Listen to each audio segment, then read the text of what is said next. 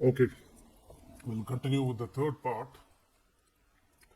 Okay, so Jerry's argument is that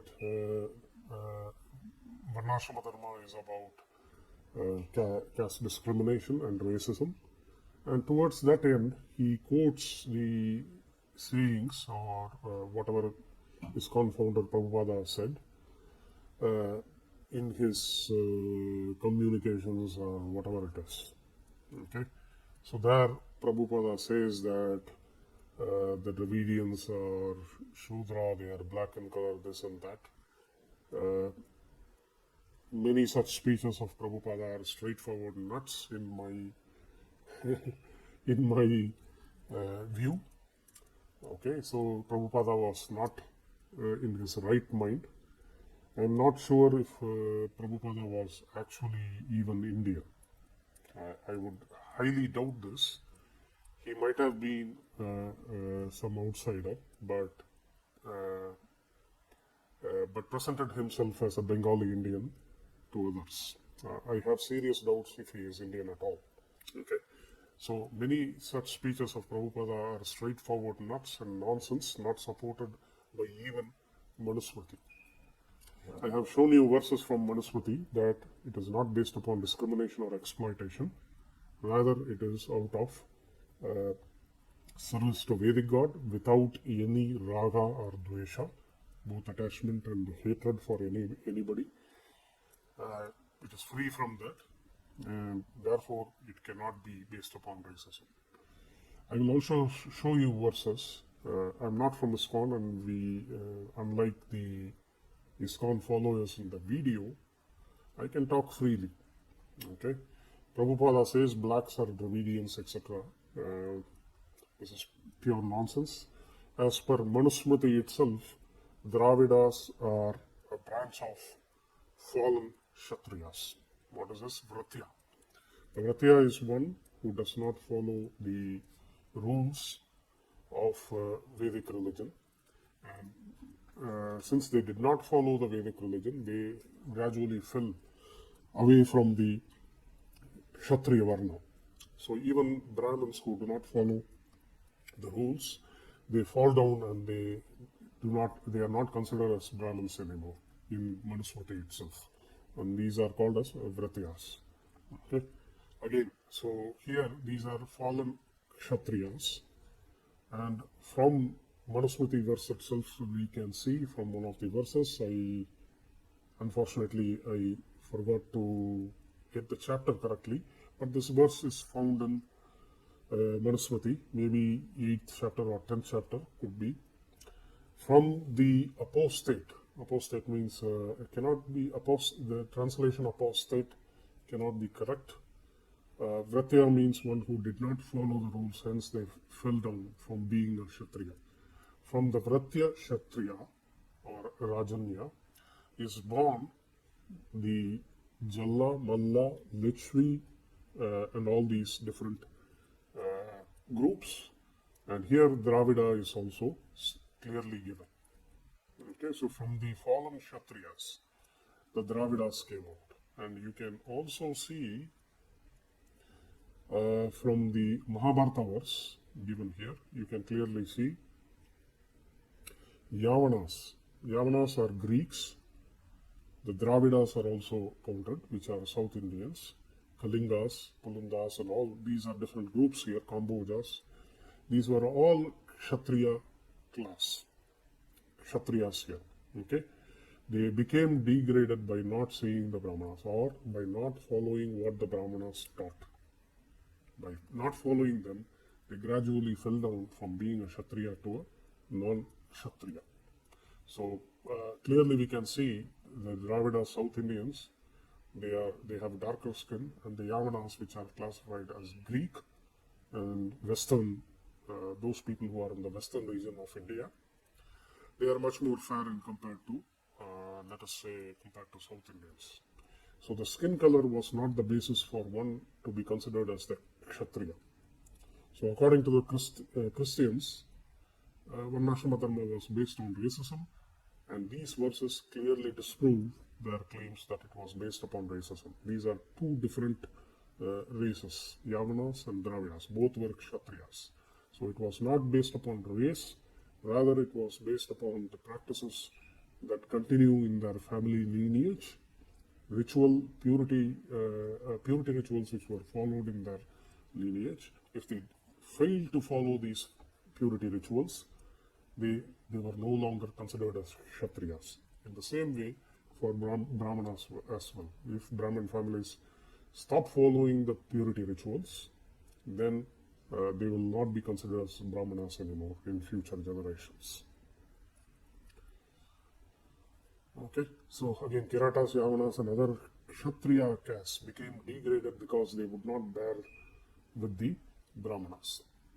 Okay, so basically they did not follow the rules set down by the scriptures and explained by the Brahmanas, and they started opposing Brahmanas and Vedic religion, and because of that they fell down from being a Kshatriya. So this clearly shows that racism or skin color was not the basis of Varnashrama dharma, and caste system or Varnashrama dharma, to be called correctly, okay, not the caste system, it is not based upon racism.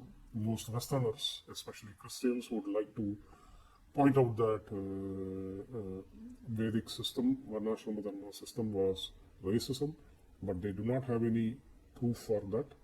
In fact, all the scriptural verses clearly show that it is opposite.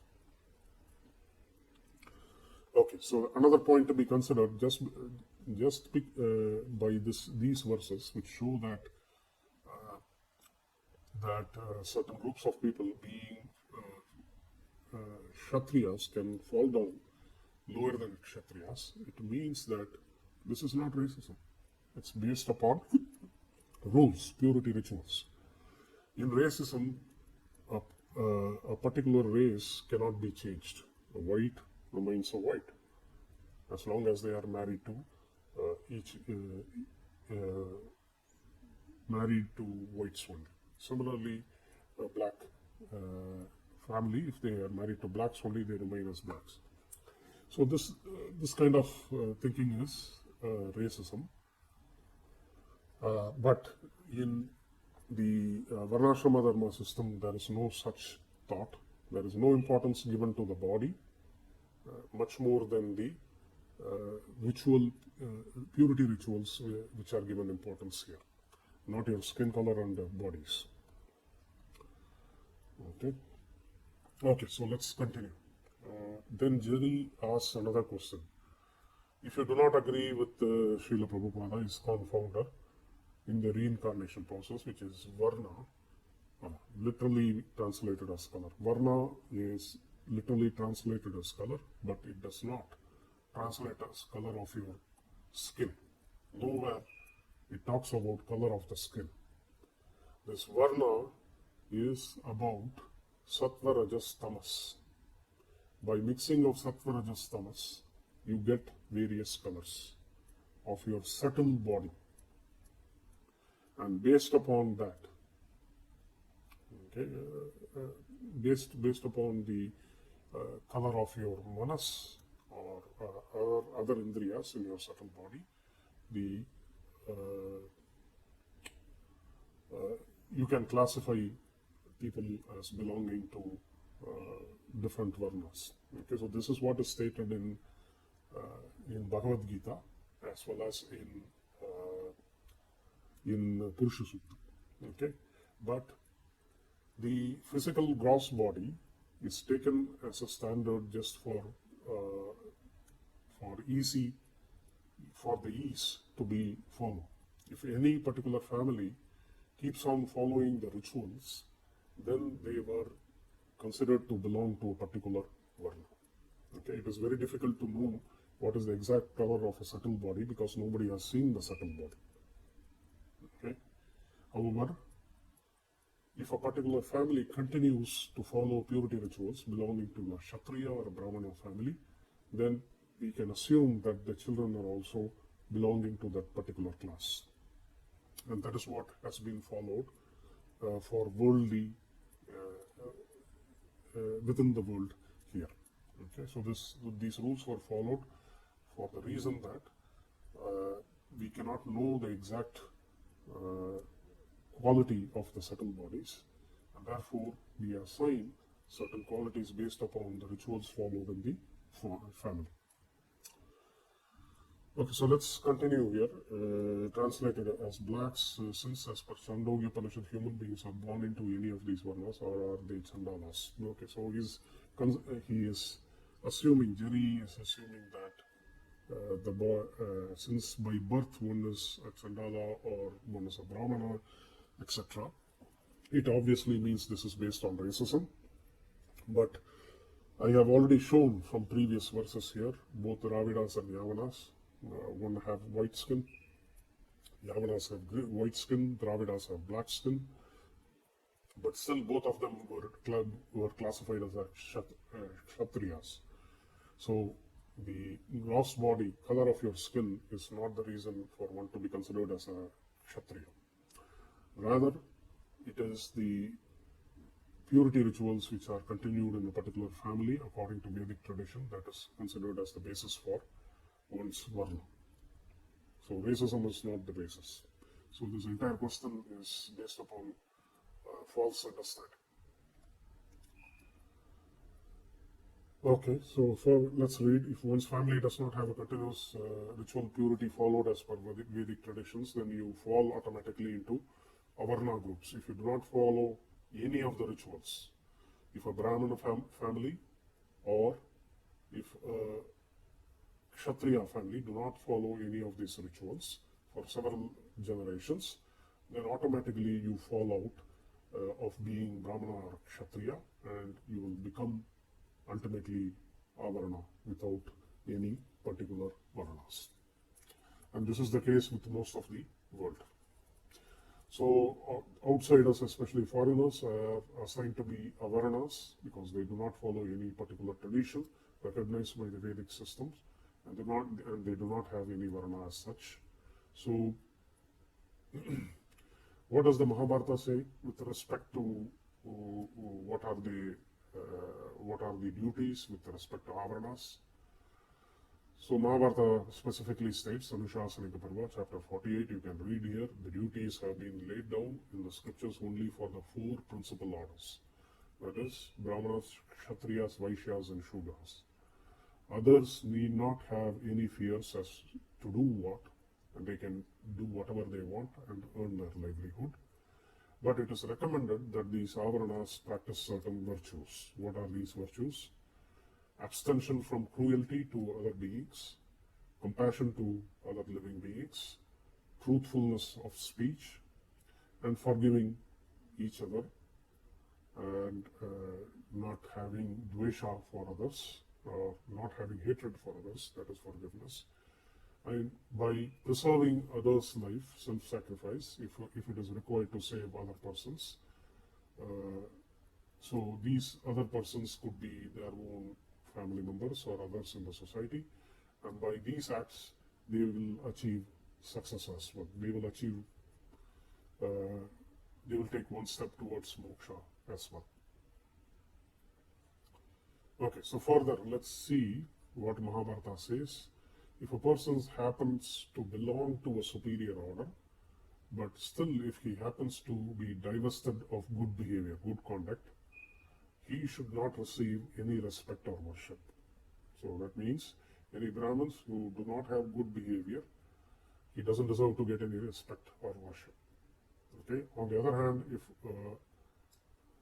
if a Shudra happens to exhibit good conduct, then he deserves to be respected. That is what Mahabharata says here. Clearly, these are not the teachings of a racist person. Okay, so these teachings, they are making sense. Okay. In racism, only, for example, the white supremacists, they do not respect any person of color, and they only probably they only respect other white people. Maybe they do not even respect each other. But in this Varnashrama system, you can see here, it is all based upon conduct. If a person exhibits good behavior, he will be respected, and even worshipped, no matter which Varna he comes from.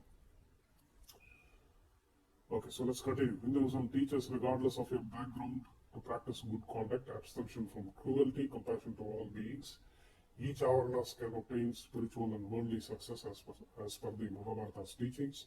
On the other hand, Yahweh commanded his followers to make sex slaves out of unbelievers by genocidal campaigns where men and even male children were killed, and women and even little prepubescent underage girls were made as sex slaves, as per your own Bible in Numbers 31, 17 to 18. We went through these verses. Okay, so let's read.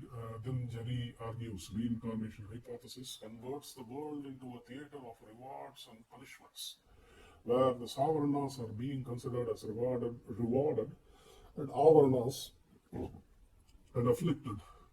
Okay, what is Savarna? Savarna refer to Brahmanas, Kshatriyas, Vaishyas, and Avarnas are people who are classified as having no particular caste, you can say, Varna in particular.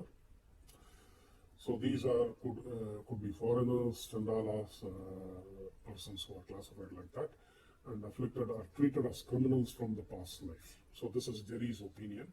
Clearly we have seen in Mahabharata's verse that is not the case. If a person exhibits good conduct, no matter from which background he comes from, he deserves to be respected, according to Mahabharata itself.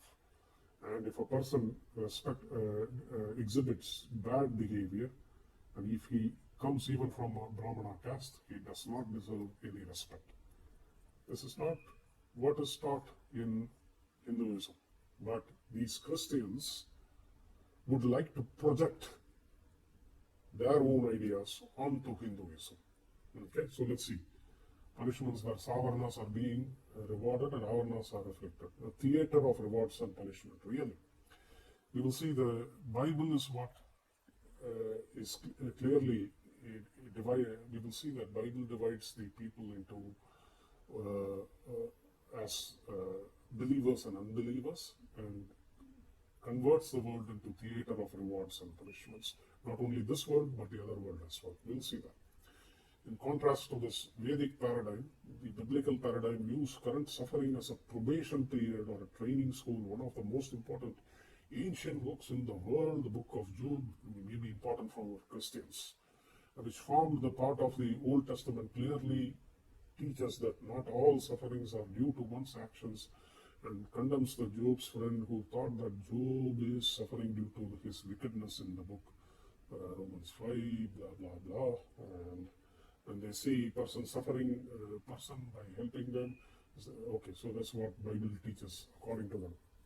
How sufferings produces certain virtues, and how others should respond when they see a suffering person by helping them instead of seeing every victim as a criminal from the previous life. We must see afflicted as poor of what is this? I think I have repeated. We must see afflicted and the poor as various, or I think I missed some part here. Disciples undergoing stringent training. Okay, so what he's saying is that we should see the people who are suffering as disciples who are undergoing stringent training according to the God Yahweh. Okay, so he quotes the story of Job, where Yahweh sends different difficulties on his worshipper Job, so that he is tested whether he is loyal to Yahweh or not. Okay, so he is selectively quoting Bible by selectively avoiding the negative parts in the Bible. Okay, we'll see that. He lives in an imaginary world. Jerry is living in an imaginary world of his. Okay, we'll see that. Reincarnation does not abide the world and make it into a theater of rewards and punishment. It rather makes a person think twice about his actions and persevere to do better actions to help himself and humanity as a whole. So just by seeing others suffer, a person, Hindus generally see that we should not do bad actions. The first thing that comes to their mind is we should not do bad actions, and we should help the other guy as well who is suffering, okay, to escape from his suffering if possible. Okay? The Mahabharata verse quoted before clearly encourages one to act out of compassion. Okay? What are the actions which are very important? Do not be cruel to other beings, okay, including hurting other people and being cruel to them just because they are suffering, telling them you have bad karma. That is also very considered extremely bad. Abstention from cruelty of every kind. Compassion, showing compassion to others. This is what is encouraged. Okay? So clearly, Mahabharata verse is against cruelty to other creatures and it encourages showing compassion to others. Jerry, as usual, is projecting his own feelings on others.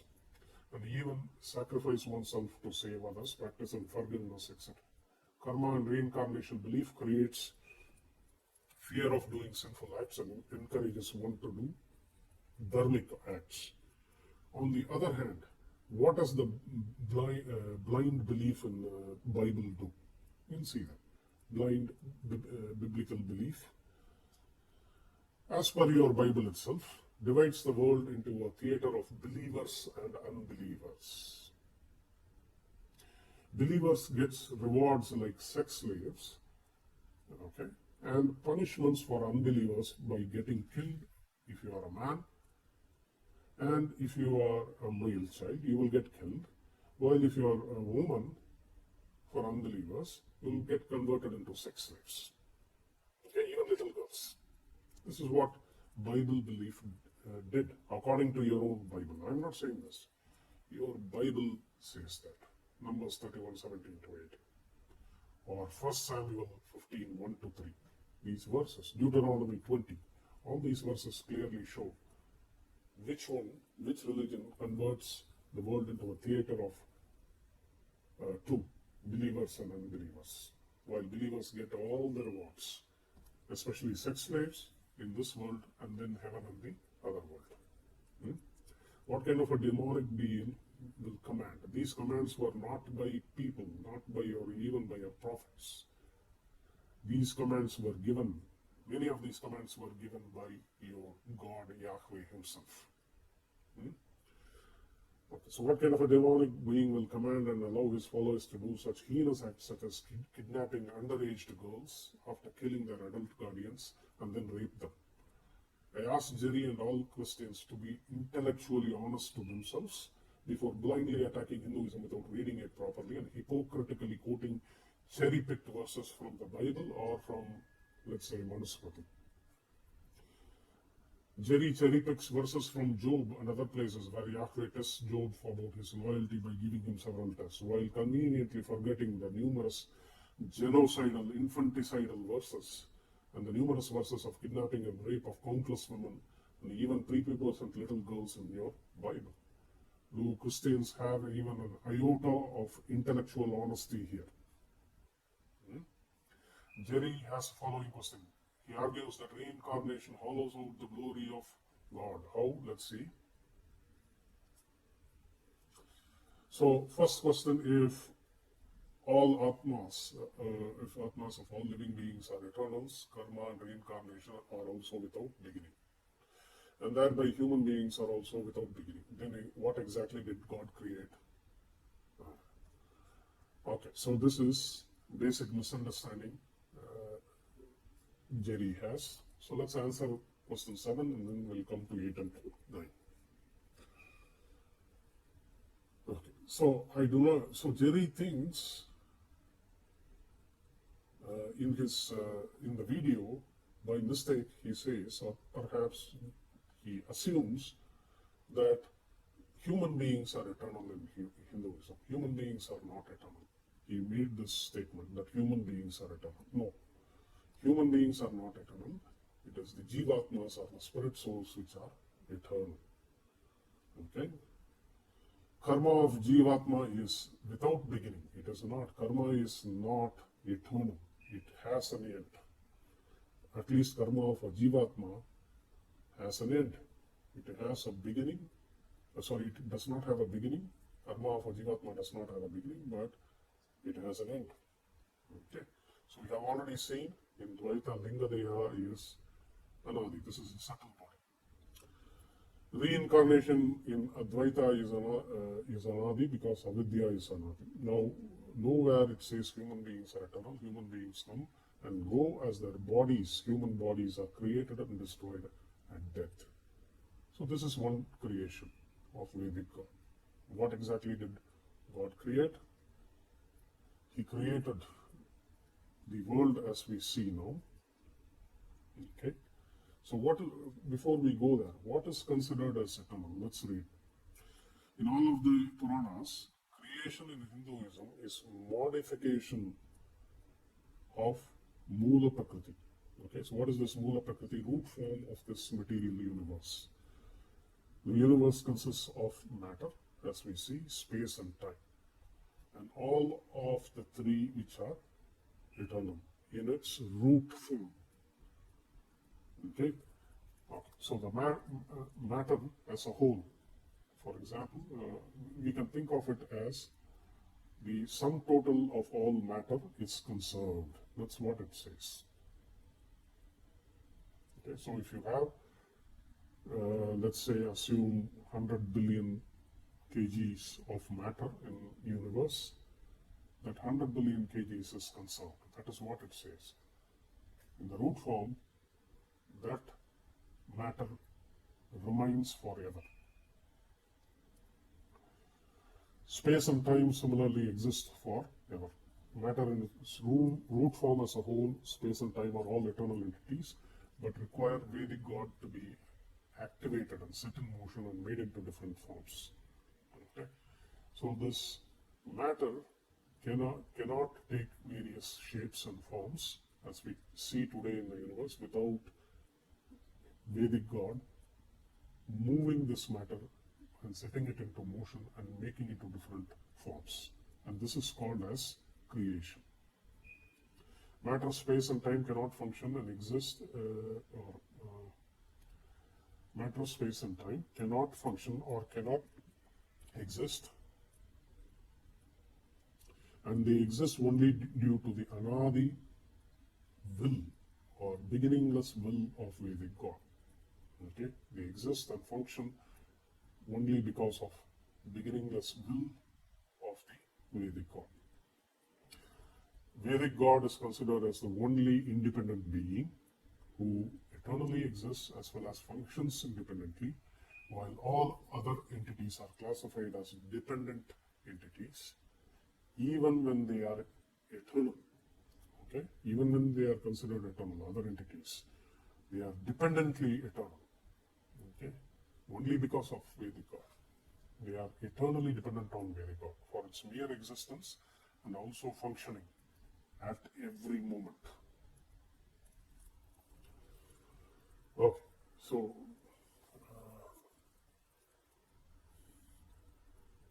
here in this Brahma Sutra verse, in the commentary of the Brahma Sutra verse, Acharya Madhva clearly quotes some of the Vedic texts which clearly state that he is the Supreme Lord by whose grace alone do exist matter, action, time, nature and the soul, and by whose displeasure all these cease to exist.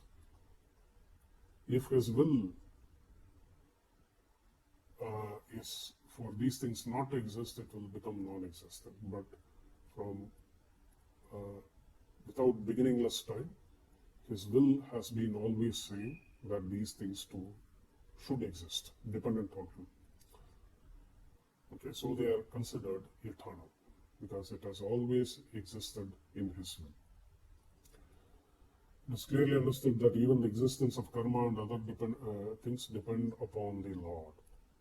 Okay, so the argument that Krishna is subject to karma, all the devatas are subject to karma. Maybe the second part is right, devatas are subject to karma, but Lord Vishnu is not subject to any karma. Karma is subject to Lord. For scripture clearly intimates such inequality to be admissible in the Lord as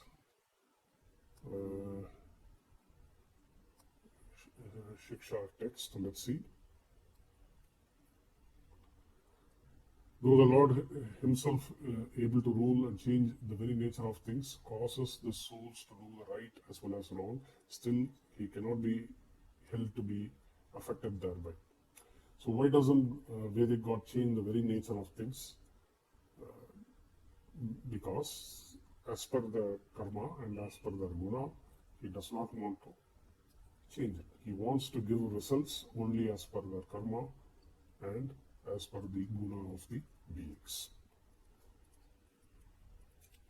So what is creation in Vedic Hinduism? Creation in Hinduism is creation of subtle bodies. Lingadeha does not have any creation, but besides this subtle body, there are other subtle bodies which are created for the spirit souls. These are called as Sukshma Dehas. And one example is Aniruddha Deha. This is another subtle body which is created for Jivatmas, and it is a covering like a dress which goes around the Atma or spirit souls. Okay? So this is created by Vedic God. Gross body is created by the Vedic God. For example, the body of a human being, animals, these are all made by God. Okay? Although biology works because it is Vedic God who works, being immanent in them. Entire universe as we see, although the material of the universe is anadi, beginningless, the total material of the universe is without any beginning and eternal.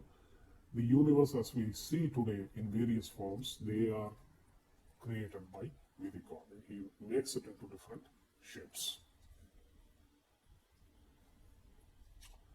Okay, so next question 8.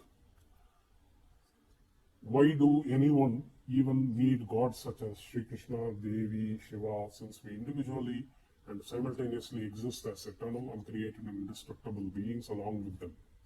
Okay, so this is a misunderstanding. We exist because we exist and function dependent upon Vedic God. Not only dependent upon Vedic God, we also depend upon other devatas. Okay, primarily we depend upon Vedic God, but there are, for example, for the functions of the body, other devatas are also helping us.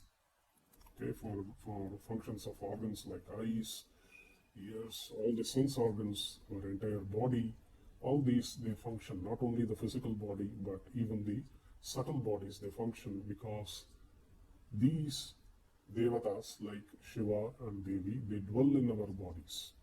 They dwell in the bodies of every being and make these organs function through with the help of Vedic God Krishna. Okay, so they also do not independently make these organs function, but only with the help of Vedic God Krishna. They are able to, Vedic God Vishnu, they are able to make these different organs function. Okay? Okay. There are much more difficult topics here as what makes a devata devata, while what makes other ordinary beings like us, manushas, as manushas. The spirit soul of devatas, they are of much superior nature in comparison to the spirit souls of human beings, those who are born as human beings. Okay, so there is a hierarchical, in Vedic system, there is a hierarchical dependence on higher and higher beings. For example, human beings are dependent upon devatas, many lower devatas. For example, Indra, Chandra, etc., Surya, we are dependent upon them. This dependence not only comes from the external world, but also within our bodies itself. All these gods are immanent in our bodies as well. So our very existence is dependent upon these gods. And these gods, again, in turn, depend upon higher devatas. Who are these higher devatas? The higher devatas can refer to Lord Shiva, Anantasesh, and Garuda, etc. These are higher beings. And these higher beings in turn depend upon even more higher beings like Lord Brahma, Mukhya Prana, and others. And finally, they are all dependent on Lakshmi Devi, who is even much higher being. And this Lakshmi Devi finally depends upon Vishnu. So there is a hierarchy of beings or entities on which we all are dependent for our mere existence and functioning. And this is the reason why we need to worship Devatas as well as Vedic God Vishnu at the same time. Okay? So let's read through this. For example, in Skanda Purana it is said, the above chapter gives the hierarchy of all beings, starting from Vedic God Vishnu down to the ordinary Jivatmas. Okay, so this particular chapter gives you the hierarchy of beings. Okay, so when the Vedic God created the universe, when you can read through the verses, I'm not going to read through the verses, it will take a long time. When the Vedic God created the universe, he first created them in the order of hierarchy of beings. So first he created Brahma and then other beings. Okay, for example, Brahma, after that Saraswati, then comes Lord Shiva, then Parvati Devi, then it comes in that order. There is a hierarchy of beings, and these hierarchy of devatas are created along with certain subtle primary elements of the universe.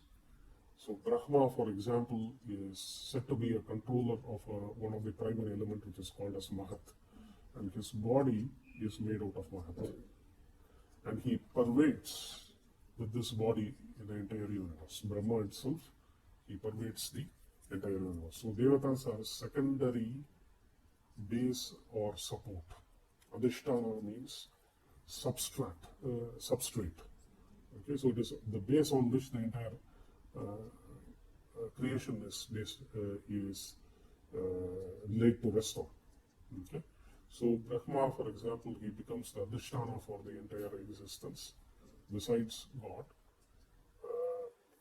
So Brahma himself ultimately depends upon Vedic God Vishnu, but through Brahma also the universe is dependent on him.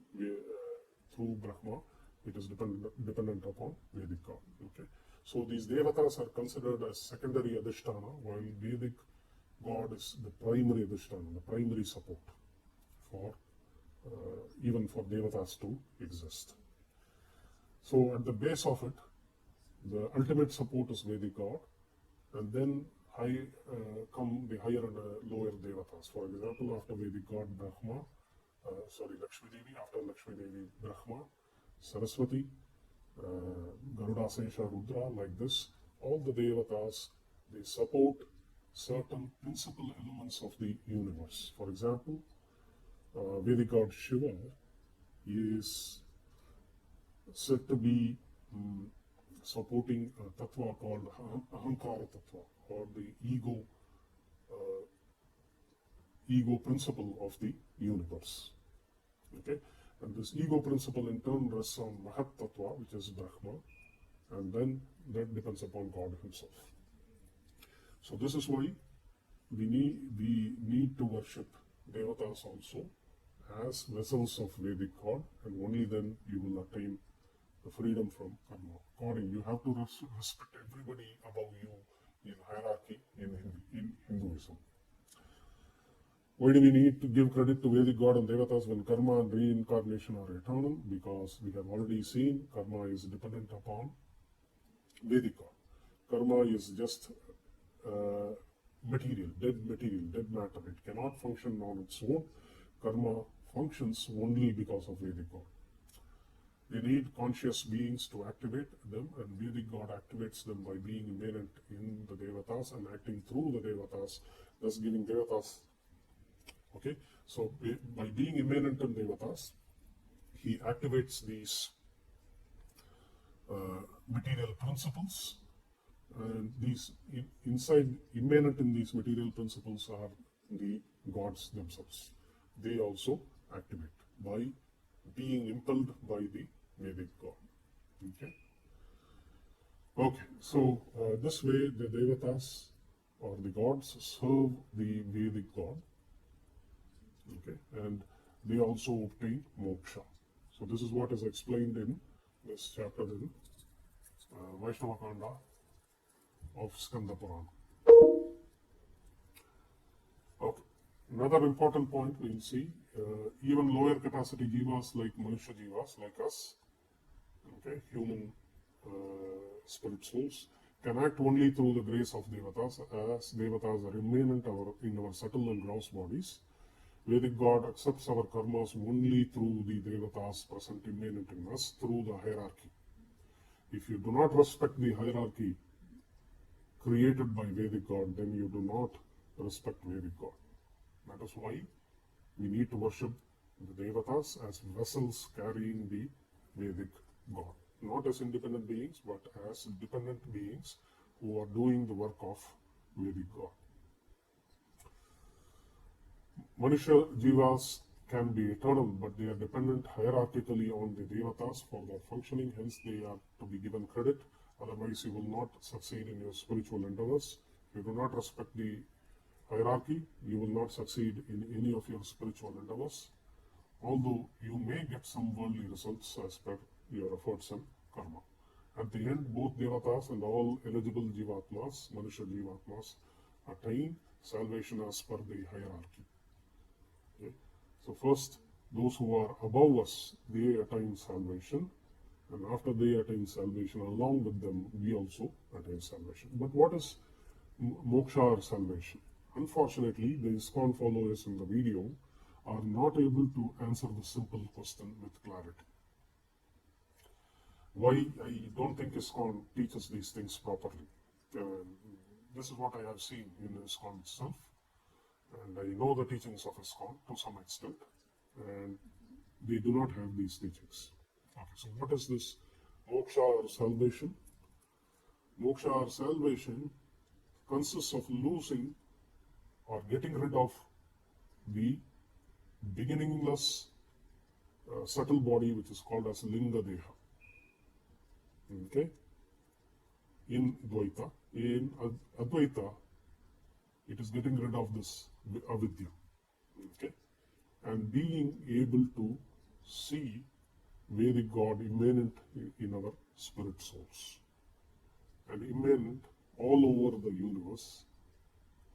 So, how much we see God present in the universe, it is dependent upon each jivatma's or each spirit soul's capacity in the hierarchy.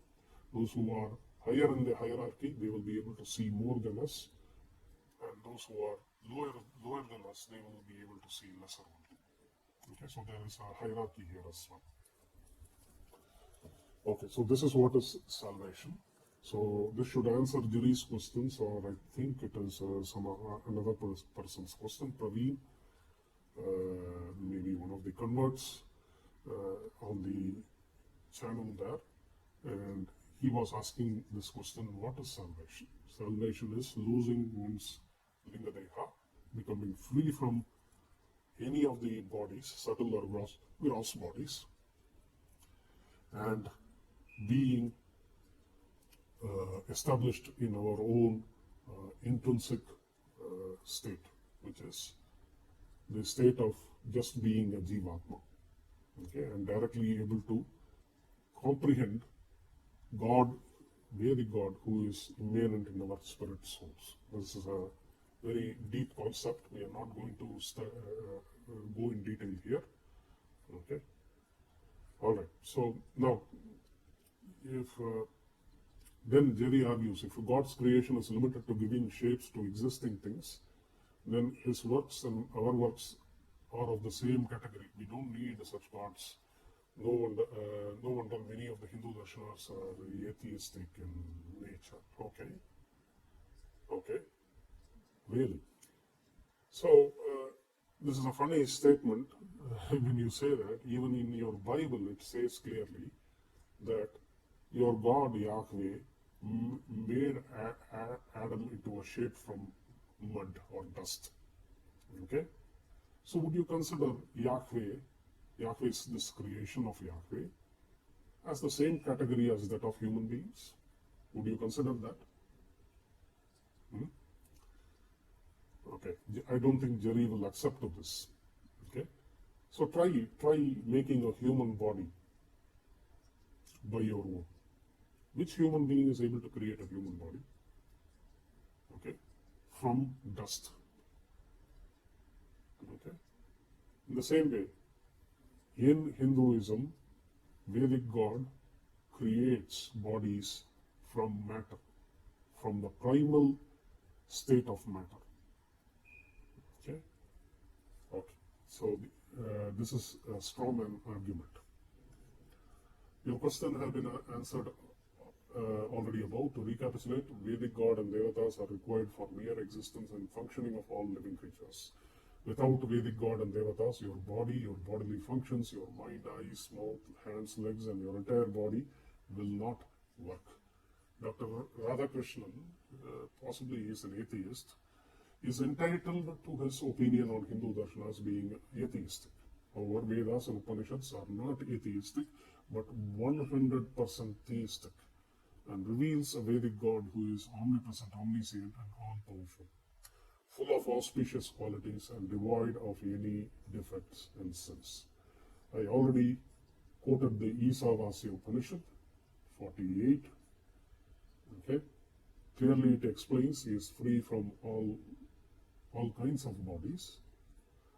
He attains the Lord who is complete, free from any of the limitations, that is, completely free from sorrow, lacking subtle body, lacking gross body. Indeed, is himself the source of all purity, lacking any manner of contact with sins. That omniscient, self-sustaining Lord, omnipresent controller of all minds, has eternally created all entities in an infinitude of cycles of creation. So this is the God of the Vedas. Okay, clearly this is a theistic teaching. Okay. There are other Upanishads, but other Upanishads are also theistic only. Even the verse Aham Brahmasmi, it is a theistic one. Here God is saying, I am. Okay? Aham Brahmasmi. Aham refers to the name of the God. So what this verse Aham Brahmasmi says is that I am is Brahma or God himself. That is what the verse states. But misinterpreting it, some people are assuming this refers to human souls, but it doesn't refer to human souls. Okay. Jerry says, the purpose of Bhagavata Purana, as mentioned in Canto 1, to rectify the deficiencies of Vedas and Upanishads, however, with Anadi Samsara and co-eternal Atma, and they are incompatible with the glory of God. And hence Bhagavata Purana's claim is unvain. Well, your argument is unvain. All your arguments have been shown to be in vain because they were strawman and plain wrong. Besides, you try to hide all the genocide verses, the verses of kidnapping, rape, etc. in the Bible, portraying in an intellectually dishonest way that the Bible teaches equality, while it teaches only inequality here. So this might be a mistake. I should have put equality here. Bible in fact divides the world into a theater of believers and non-believers, taking away even their humanity, the humanity of the unbelievers, even killing suckling male infants, as in 1 Samuel, verse which we have seen, infants of unbelievers, and reducing their women and underage little girls, even suckling in female infants as mere sex slaves and sex toys in the hands of the believers. So all your arguments have been in vain. Let the audience decide which one is divine or which one is demonic in origin. Jerry further says the only scriptures that gives glory to true God is Holy Bible, and the ancient seers in the Holy Bible through the inspiration of the Holy God. What holy? It is a big hole there in the Bible. There is no holy. It is H-O-L-E-Y, Holy God, full of holes. Holy God, rightly taught, full whole God, rightly taught that the omnipotent, omniscient God created the souls out of nothing, just as He has created the world out of nothing. Okay. The only thing which is created out of nothing is in these empty words by your God. Okay, empty words of your Bible. Nothing He has created. The only thing that your God created out of nothing is your Bible, or perhaps your God is nothing, as the Bible creators are the one who created your non-existing God out of nothing. This is the only creation ex nihilo your Bible writers did. Or perhaps your biblical God created this Bible full of empty words without any meaning. Creation ex nihilo does not glorify your God, but attributes a cruel God who creates souls knowingly that they are going to hell. Only a cruel, sadistic God will create beings knowing very well that certain souls are going to hell eternally. Okay? Only a sadistic God will create beings knowing fully well that when He creates a soul, that particular soul is going to eternal hell. Even before He creates, He knows that, and yet He creates. What kind of a God is this? This Bible proposes. It should be a sadistic, evil one. Free will or not, whether you have free will or not, it does not explain why a God will create ex nihilo, knowing fully well a soul is going to hell eternally. Okay? This shows that your God is a sadistic, mad being, entity. The locus of fault here squarely lies on the biblical God in this case, and thus such an idea is blasphemous rather than giving glory to your God. Anyway, there is no glory to your God. If He is a demonic entity, if He really exists, that is evident from the Bible verses itself, full of sexual slavery everywhere. All of this shows that the origin of the Bible is from ignorance and darkness. So let's read further. Jerry says that God is not the only different as a category, as a being, because His work is incomparably separate and superior from our works. Biblical teaching not only avoids all contradiction but also magnifies and glorifies God. No. Creation ex nihilo cannot explain the sufferings present in the world. If a perfect God creates ex nihilo any world, the world must also be 100% free from suffering of any kind, even if there is free will. Okay, does your God has free will? Yes, obviously yes. So according to you, your Bible, God never makes any mistakes. And out of His free will, He creates or makes all things, or makes only right choices all the time. So it is possible for a being to make right choices with his free will. Otherwise, why give free will? Okay. So again, if there are angels who are present with free will and who follow God until now, unlike your devil, there are angels present who out of free will again follow God. Why couldn't He create even the devil that way? What did He do wrong here? So the presence of free will explains nothing. It is only the nature of a being that is created will explain what his free choice is going to be. A being or entity will choose according to the nature of its very being. Okay. So, however, this world is full of sufferings, proving the idea that creation ex nihilo is wrong, or that God who created is a sadistic God. Either way, Bible fails to explain anything regarding sufferings present in the world. Only karma can explain suffering present in this world. Guna and karma, only this can explain the suffering in the world which is present, consistent with the idea of a perfect God, which only Vedas provide. Hence, Bible teachings are false teachings. Further, reincarnation is not merely built on logically absurd axioms, making salvation impossible, robbing the glory of the God. It even ends the annihilation of human relationships and mutilating the very idea of the human being, as per Jerry. Okay, reincarnation mutilates the very idea of human being. Okay, let's see. Point 6, reincarnation annihilates all human relationships and mutilate human being. If I had trillion births, just as a dog, cat, Shudra, as Brahmanas, and as, again, now I definitely cannot be identified with any of the relationships. In other words, I am not the son of anyone, nor the father, nor the brother, etc. Even Hindus haven't come in terms with the logical outcome of this reincarnation. Okay? So, Jerry quotes this Bhagavata verse, Bhagavata Purana, Canto 6, Chapter 16, Text 4, where it clearly shows that no one is actually father or mother, etc. And all these relationships are temporary in reincarnation, and therefore it destroys the human relationships. Okay?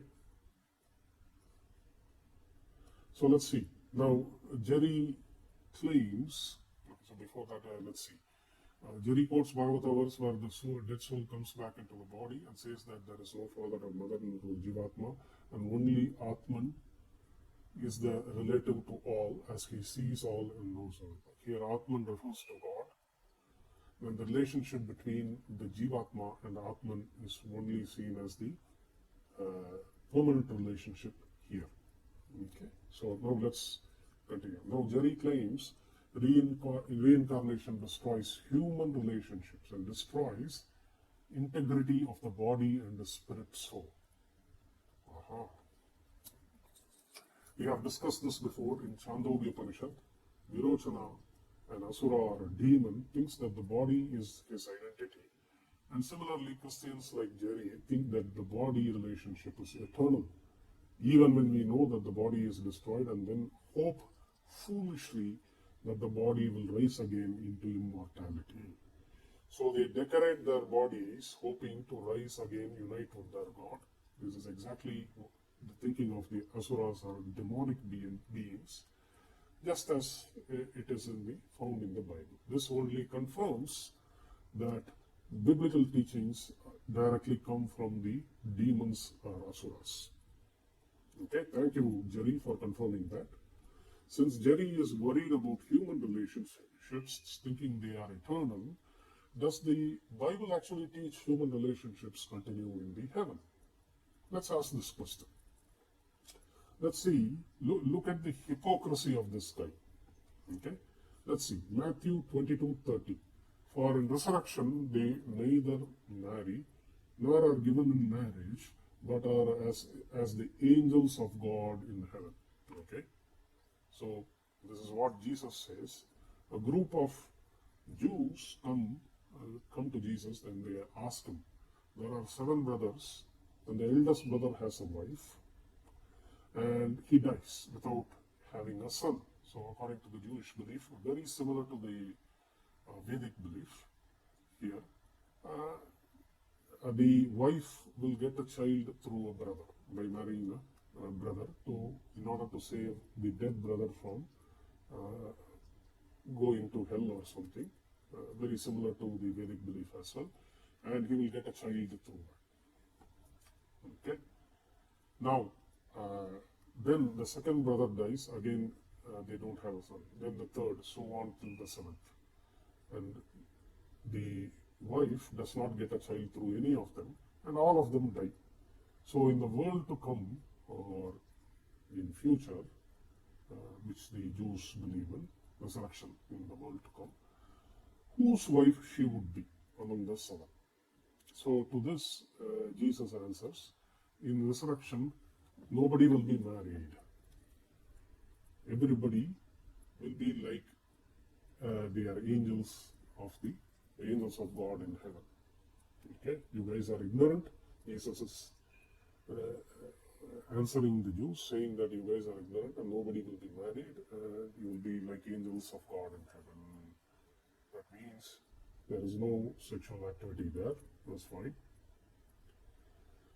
So resurrection means you will have a physical body, but you will be like eunuchs. Okay. So with this, this physical body will also be very similar to that of angels. That means already you have changed something regarding the soul body, human body relationship here. You have already mutilated the human being because you are not going to get married. You are already mutilating the human relationship here. If you are not married to anybody, who are you to father to or mother to? Okay, so you are not married, you do not have sons, which means you do not have fathers and mothers. So where is the human relationship here? Is it not mutilated here? Look at the hypocrisy of this guy. Reincarnation mutilates human relationship. But the same thing, when the Bible says the same thing, he comes and blames reincarnation. This is what the Christian missionaries do. These guys are missionaries who do not read their own scriptures or plainly hide their own scriptural verses, which teach similar things. Okay. Clearly, even the Bible agrees that the human relationship do not exist in the heaven, and no one is married. If no one is married, then no one is wife of anybody. If nobody is wife of anybody, then how can a father or mother to somebody can exist, or a child, or to a couple, etc. So human relationship is gone here. Jerry apparently does not know what his own religion teaches in the Bible and keeps repeating hypocritically arguments which suits his personal opinions even against the teachings of the Bible. Let us see more of Tom and Jerry arguments funny arguments from Jerry.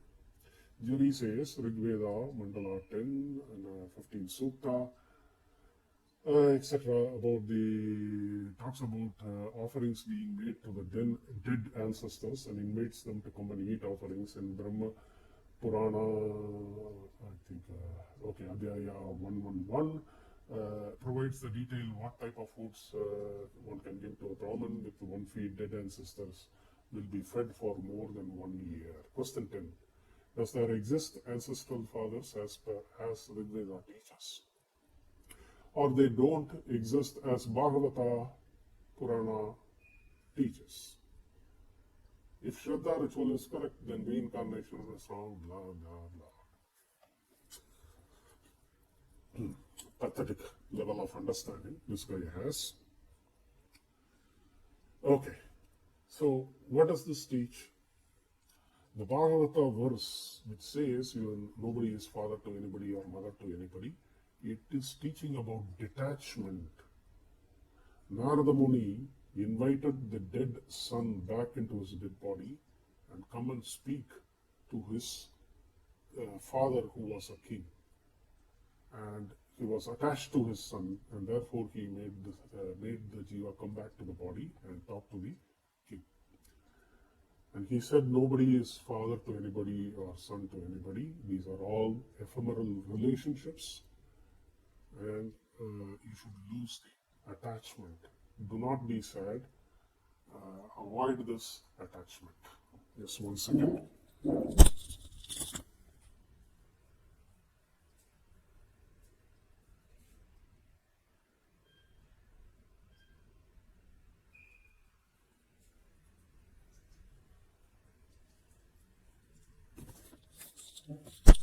Okay, let's continue. So, in order to make the king avoid the attachment, this teaching was given. It doesn't mean in a particular life one was the son of somebody or father of somebody. Okay, in terms of physical world or the human world, this relationship exists, and he has as a father or as a son, the father and son, they have the duty to perform rituals for the dead until they live. Okay, so they have to perform it. So let's see here. Okay. So Bhagavata verses is talking about being unattached to temporary relationships in the human world. Thus it says that birth and death happen in cycles as per one's karma, and the king should not be attached to his dead son due to bodily relationships which are temporary by nature. Being unattached doesn't mean he does not care about any of the Shraddha rituals. Okay? Being unattached, the king should do his Shraddha rituals because it is prescribed duty in the Vedas. There is no contradiction here at all. Grahya Sutras and others teach to do the Shraddha rituals to help the deceased Jivatma to move ahead in their journey to moksha while being unattached, and do one's duty to ancestral dead in order to pay off the debt. This debt is called Rana, R-U-N-A, okay, Rana. In order to pay off this debt to the dead, which is also part of the karmic process. Now, to question as to whether the dead remain as ancestral dead or go further in reincarnation, the dead do not immediately go in reincarnation, rather spend some time in temporary heaven or temporary hells, okay, that is Swarga and Naraka within this material world, according to the merit or demerits performed in this life.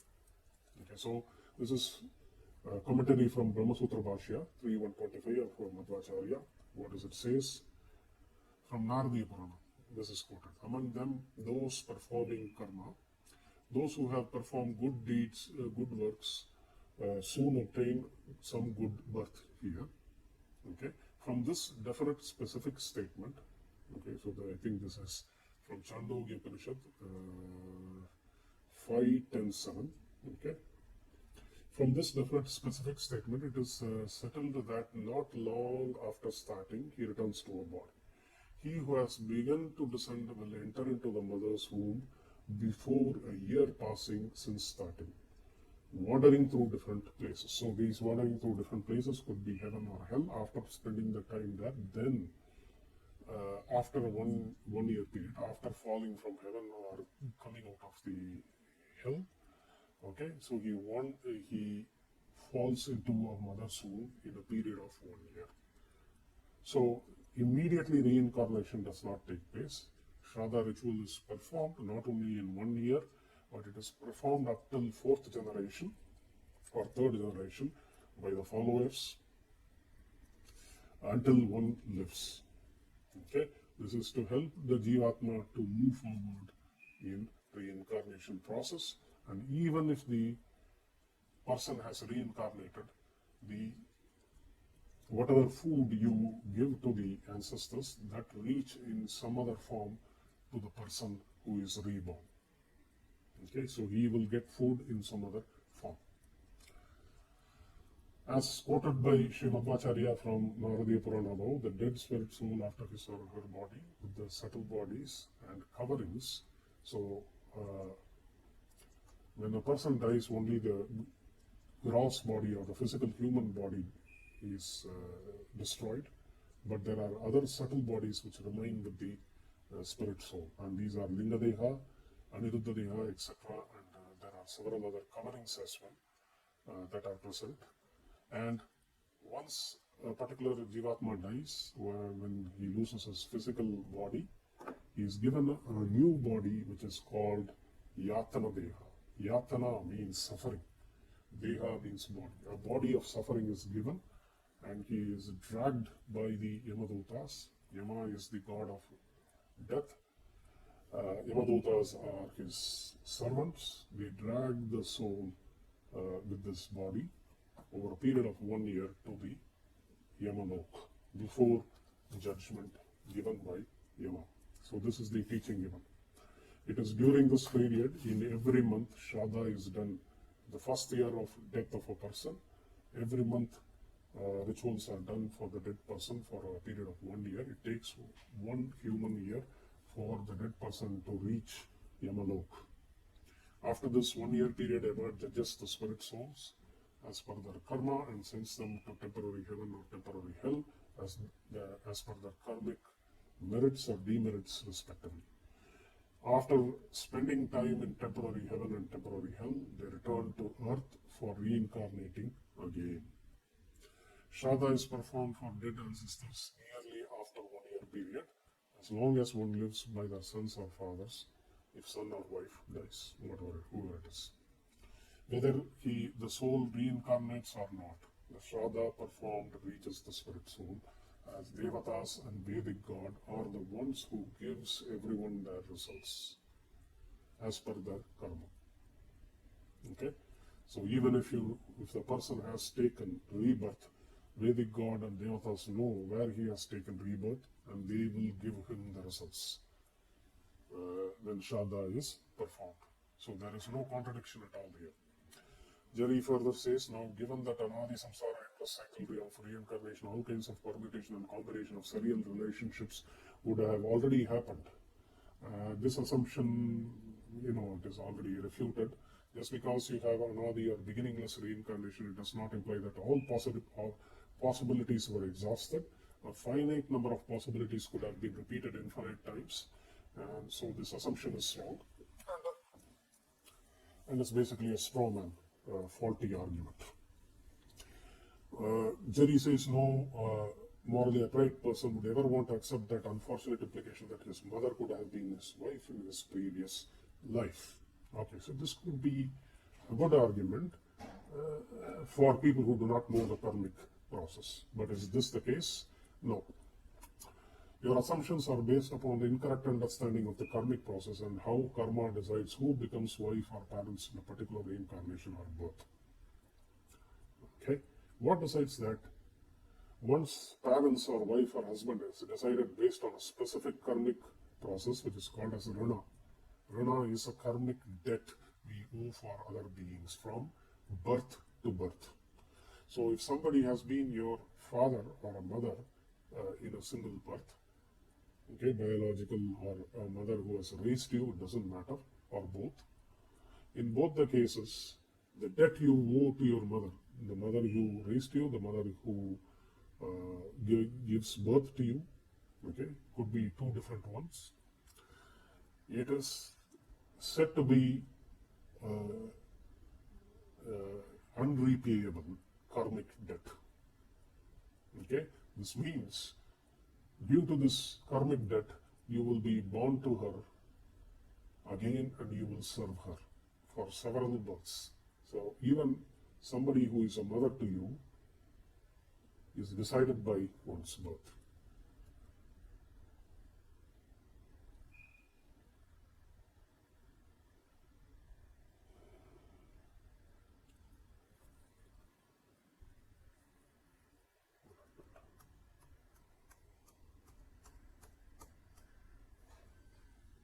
Okay, I'm sorry, I think I had some issue here.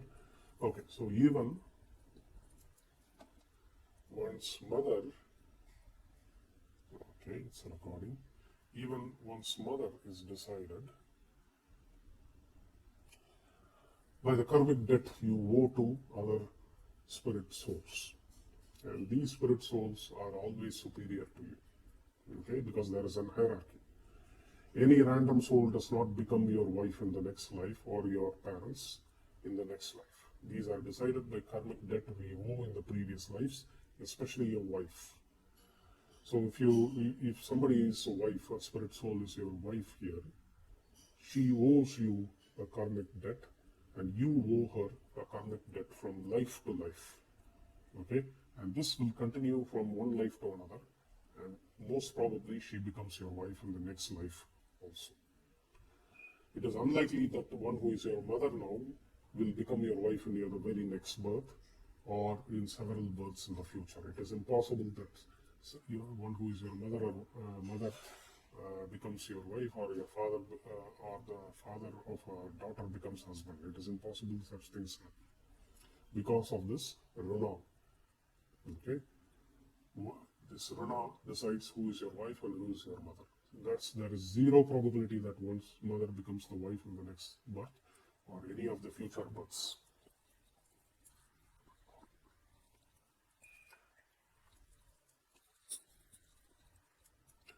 There is also an understanding of, at least for Satvika Jivas, for Jivas who are eligible for salvation.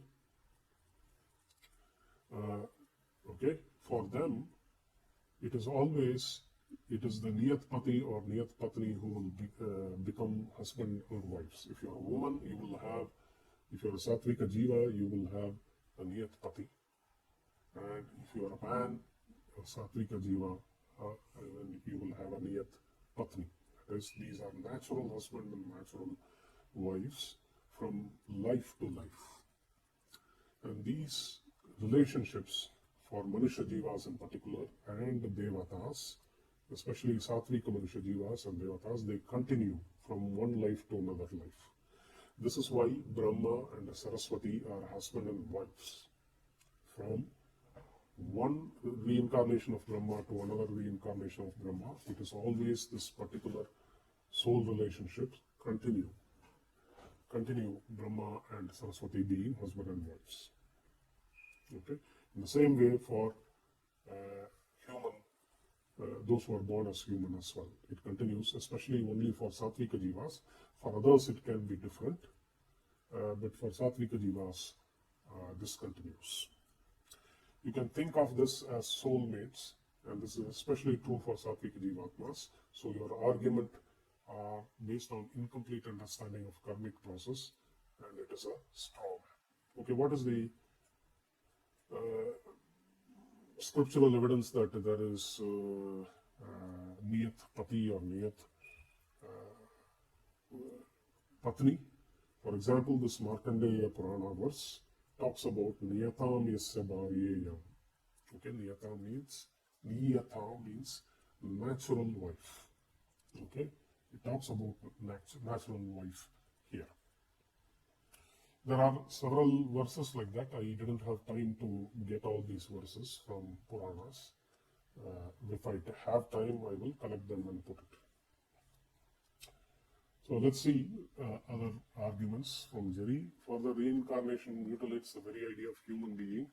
In Bhagavad Gita 2:22, Sri Krishna says a person puts on a new garment, giving up the old one, similarly accept new bodies, giving up the old and blah blah, etc. So let's see here, what is his argument? Sri Krishna that he does not want to kill his guru. Okay. So what is his argument? Let's see here. Since Sri Krishna teaches that just as a person puts on new garments, so does an Atma put on new bodies. Okay, like old and worn-out bodies are thrown and new bodies are accepted, just like a dress. Okay, so this analogy, okay, and the dress analogy can be read somewhere even somewhat literally. Context is when Arjuna told to Sri Krishna that he does not want to kill his gurus and relationships in the war.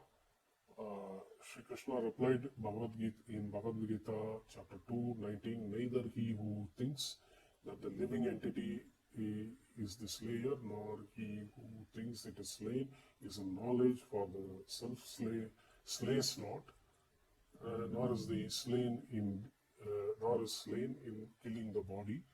So in killing the body, you are not killing anyone, and this is the argument of Krishna. And Mr. Baba Saheb Ambedkar, he quotes Ambedkar, popularly known as the father of Indian Constitution, asked whether this reasoning would be acceptable, this reasoning of Sri Krishna would be acceptable in any court of law.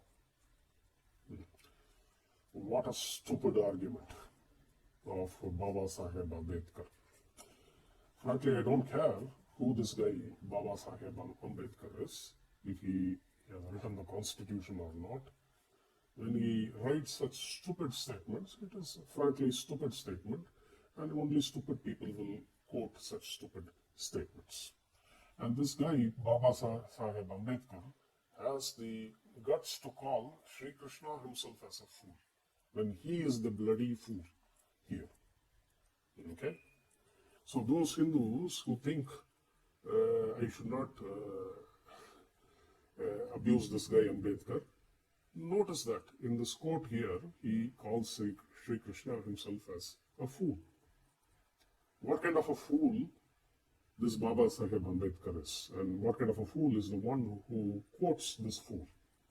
So let's see. What is the argument here? There is no argument at all. In which court of law it is accepted that it is all right to commit genocide against unbelievers and kidnap their pre-pubescent little girls as sex slaves, as in Numbers 31, 17, 18, or Deuteronomy 20? Jerry, can you please answer? Which court of law will accept this? The commands given by your God, Yahweh? Will any court of law today accept such commands as commands coming from a God, or would it be considered as commands coming from a filthy lowlife? So your Yahweh is a filthy lowlife here. Okay. Now let's see. You want to quote Ambedkar and show that Sri Krishna is a fool?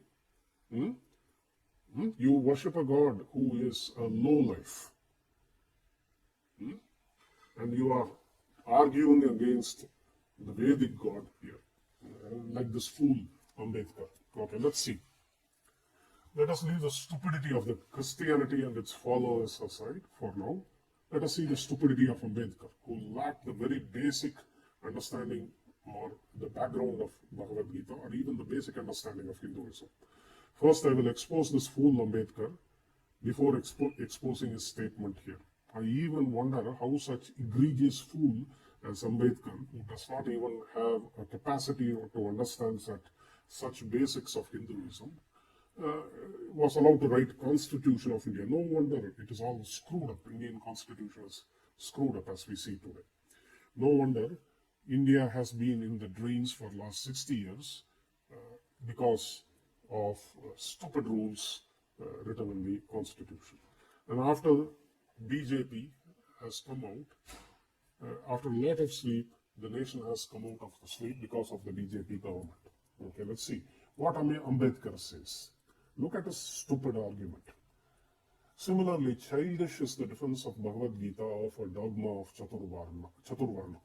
Krishna defends it on the basis of Guna theory of Sankhya.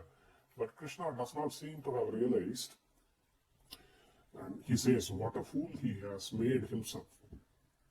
In the Chaturvarniya, there are only 4 Varnas, but the Guna, as per Sankhya, has only 3.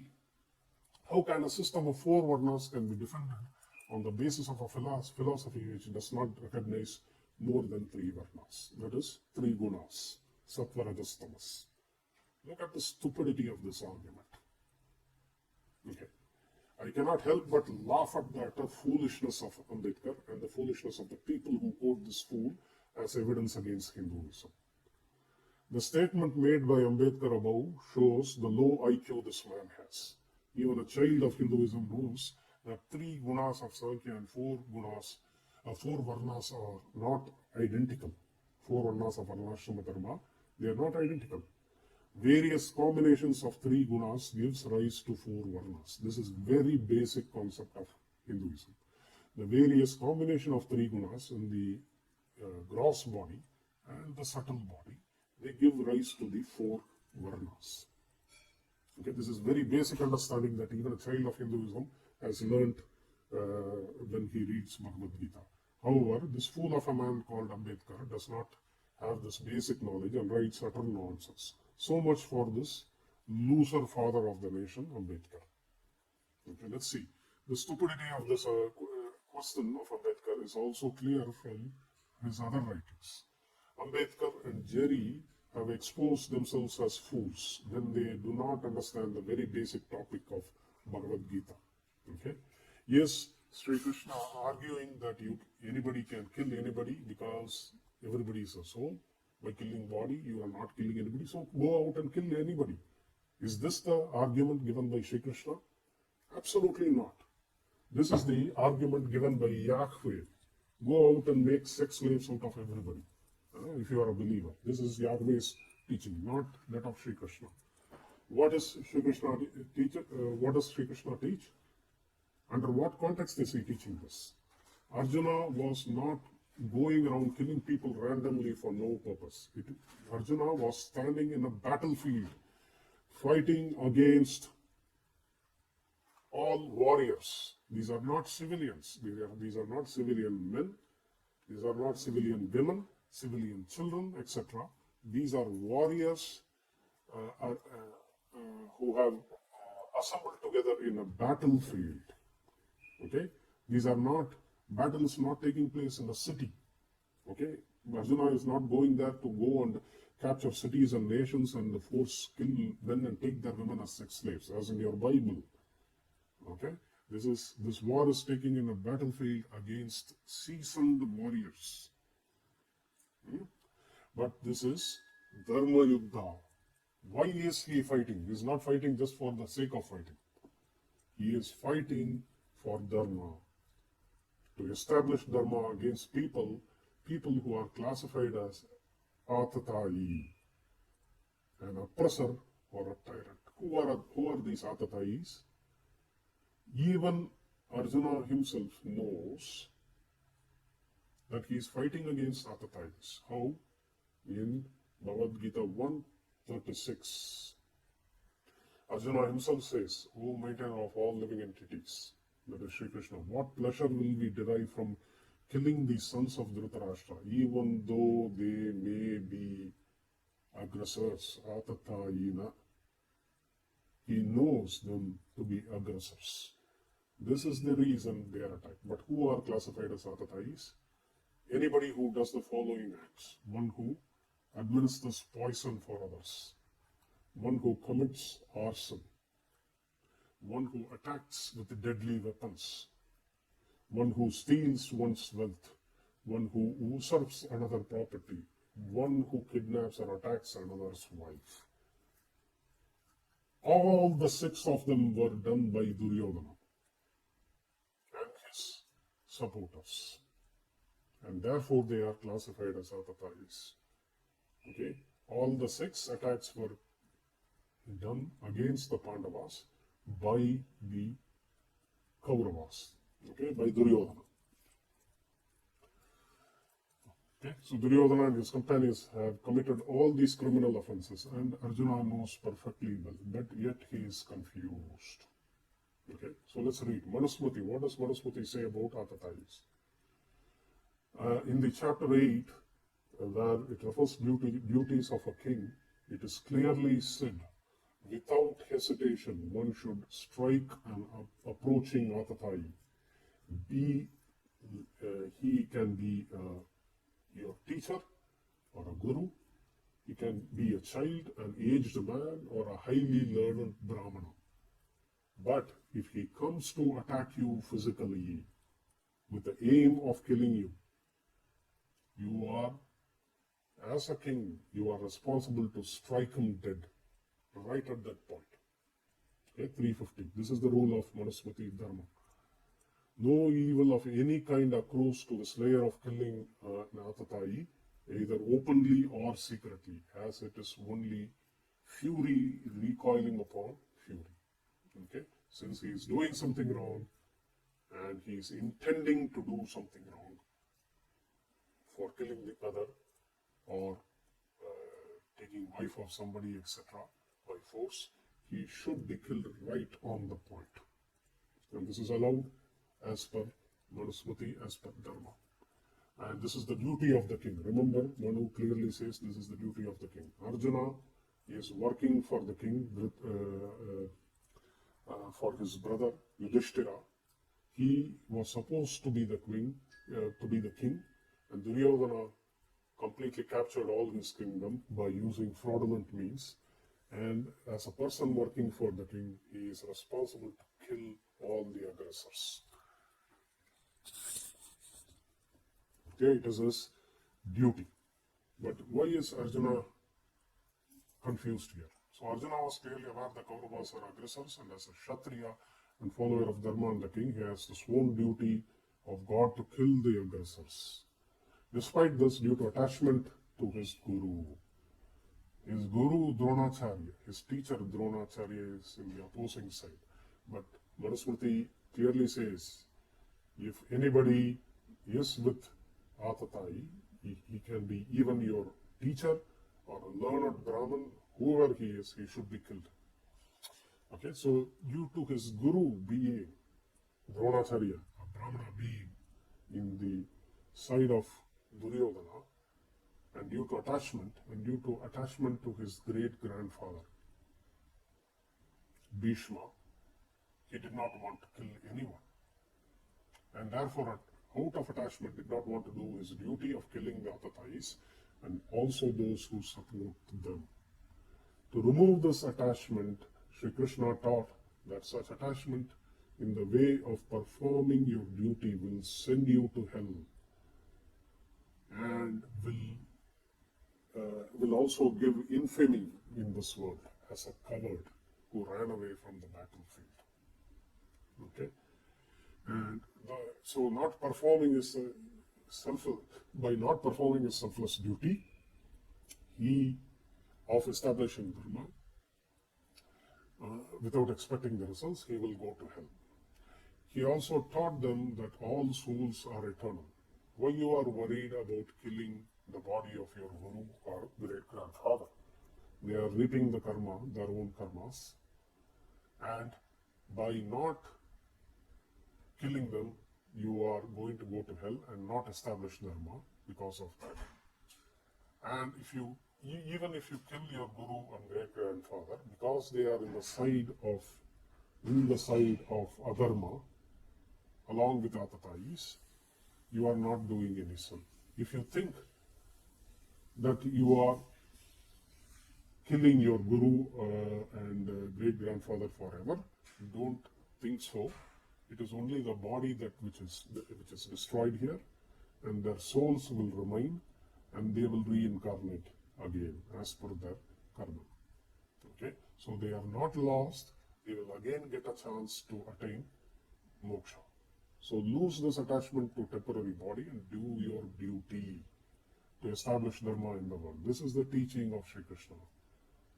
So therefore, Sri Krishna says, souls will take birth and die as per their karma. Do not get attached to this temporary world and temporary things, but do selflessly your duty to Vedic God and attain immortality through selfless karmic acts. This is what Bhagavad Gita teaches. Sri Krishna is teaching him that souls are eternal and you will have to do your duty. Do not get attached to your temporary body as the king.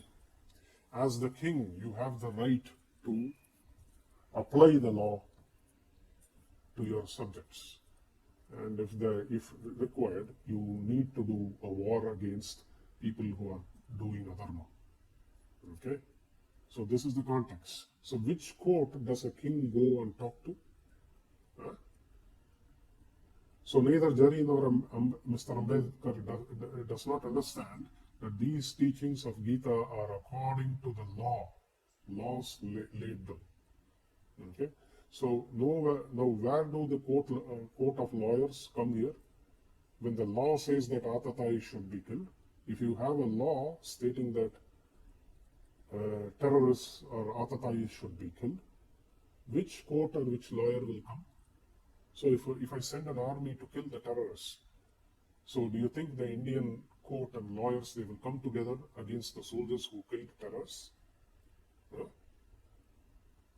What kind of a stupid argument is this? What kind of a fool this Ambedkar is to make such statements? Ambedkar's blind hatred without proper understanding of Hinduism has led to the stupidity here. Okay, let's continue.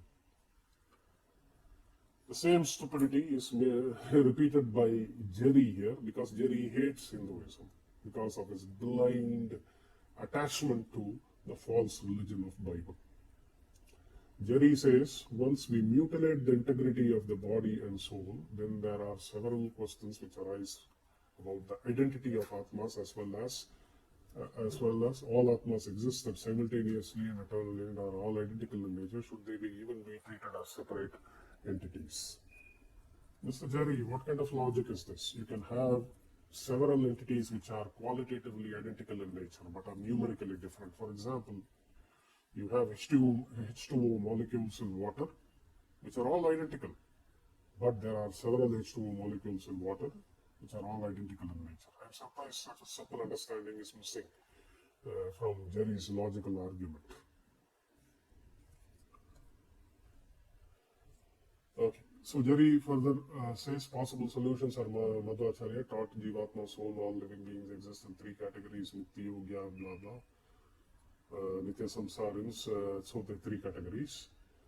Madhvacharya in Brahma Sutra here onwards provides detailed elaboration of this concept, while the idea once more refutes that God provides, or there are infinite chances for everyone for everyone, if at the least it helps in maintaining some distinction between Atmas.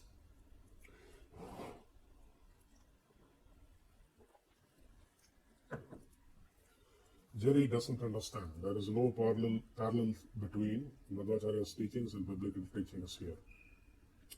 In Sri Madhvacharya's teaching, as we showed from Skanda Purana and Garuda Purana verses, Trivida or threefold classification of spirit souls are uncreated, and thus the locus of fault lies on the jivas themselves, or spirit souls themselves. So the locus of fault lies, or locus of defect lies in the spirit souls, because they are uncreated. So you cannot blame the Vedic God for the faults present in the spirit souls, uncreated spirit souls. However, in your biblical teachings, your God creates bodies and souls along with their nature from nothing. So he is responsible for all the faults present in his creation, even if free will is there. Okay? Free will does not explain why somebody makes the correct choice, why somebody makes the wrong choices. It only explains that a soul can make a choice, or a human being can make a choice. Okay? It is the nature of each human being that makes a particular human being to make a particular choice. A human being's nature drives his choices. Okay? Free will does not explain anything. It is the nature of the human being that drives the choices of a human being. And this nature of a human being is created by your God, and therefore he is responsible for all the faults that arise from your God's creation. So the locus of fault here lies completely 100% on your God, not on his creation. Jerry says, or we can go with the other option of Advaita and quotes Chandogya Upanishad, who ultimately exists. Only one exists. We can ultimately accept that as per Advaita, only one exists. This leads to a saying that Aham Brahmasmi, a blasphemy under the theistic perspective. Aham Brahmasmi does not exactly mean like what you think it means. Okay, even in Advaita, it does not refer to the Jivatma. Aham refers to the Atma present inside. This Atma is immanent form of God, not the Jivatma. Okay, even in Advaita, this is the case. Okay, so in Dvaita, it is very clear. Aham refers to God's form immanent in your spirit soul, and Brahma means God, one who is complete. So both are same. Okay, no matter what form God takes, it is identical. That is what this says. Okay, there is no blasphemy here. However, this discussion, more importantly, if one exists, Brahman, if only one exists, Brahman, and if Brahman is not subject to karma and reincarnating, who is reincarnating here? This is a valid question. So, according to Advaita, who or what is reincarnating? You can discuss this with Advaita followers. Now, Jerry says if you artificially mutilate the body-soul relationship, these are some of the consequences. Or one can subscribe to the glorious hope of resurrection that the Holy Bible presents instead of souls migrating through many mortal bodies. As reincarnation, we have a glorious hope that the Holy Bible presents soul is reunited with the Holy one body, but is transformed into a glorious immortal body, and then he has some references. So let's take a pause here. Okay, so let's continue here. So Jerry's argument is here. If you artificially mutilate the human body-soul relationship, some of the consequences you can have, but all these consequences, so-called consequences, were seen in Christianity as well. Let's see how being born in a mortal body, in an immortal body, resurrected being in an immortal body, is any different. Okay, so we'll see. Okay, so we discussed this before, that only asuras think the body is eternal. But let us keep this Hindu view aside, and we will just see from logical point of view, this biblical view, and see if this is logically consistent with what Bible and Mr. Jerry says. Okay, is it logically consistent idea what is presented in the Bible? Mr. Jerry says that resurrection is raising of the dead body, where the soul is put into the dead body and the dead body is transformed into an immortal body as per 1 Corinthians 15:53 to 57. Is this claim logical? Let's do some basic analysis. Matter, as we know, has properties which are corruptible. And the human body is made out of matter which is corruptible and can be transformed from one state into another state. For example, by application of heat, human body gets burnt to ashes, or maybe you may have skin burns. By application of radiation, you may get cancer, depending upon what kind of radiation it is. By applying forces, it is broken. By chemical reactions, bad things happen to the human body, or maybe good things happen to the human body, depending upon medicines, chemical reactions. So changes take place in human body. It is corruptible body. You can make it good or bad. By applying electricity, you can completely char the body or cause damages in brain, etc. Okay, so thus the matter with which this human body is made of is corruptible by its very intrinsic nature. Okay. Okay. So hence, material body becoming immortal is a logically absurd claim of the Bible and cannot be true under any circumstance, even if you think God is involved here. Okay. Even if you think God is involved here, and if this body is made out of the same matter which we are made of now after resurrection, and if the intrinsic and the extrinsic properties of these matter are not changed in any way, then even if God is involved, we know that this claim is false just by logic. By using logic, a corruptible body will always remain corruptible body because of its intrinsic and extrinsic properties we see it possesses. Thus, the biblical claim of the resurrection of a human body is logically absurd claim and is a childish fiction of the Bible. Only a child without any thinking will accept such childish claims. Okay, because it is logically absurd. If the biblical follower claims that their God can make what is mortal material body into an immortal or making it as immortal by just protecting it from destruction, then still the body is a mortal material body. Maybe the mortal material body is eternally protected from deterioration and corruption by your God, by his power. Let us assume this is the case. But does it change the intrinsic properties of the matter or the extrinsic properties of the matter? By its very properties, it is still a destructible body. So it cannot be an immortal body. And thus, this idea of resurrection is logically absurd claim, and it is pure lies of the Bible.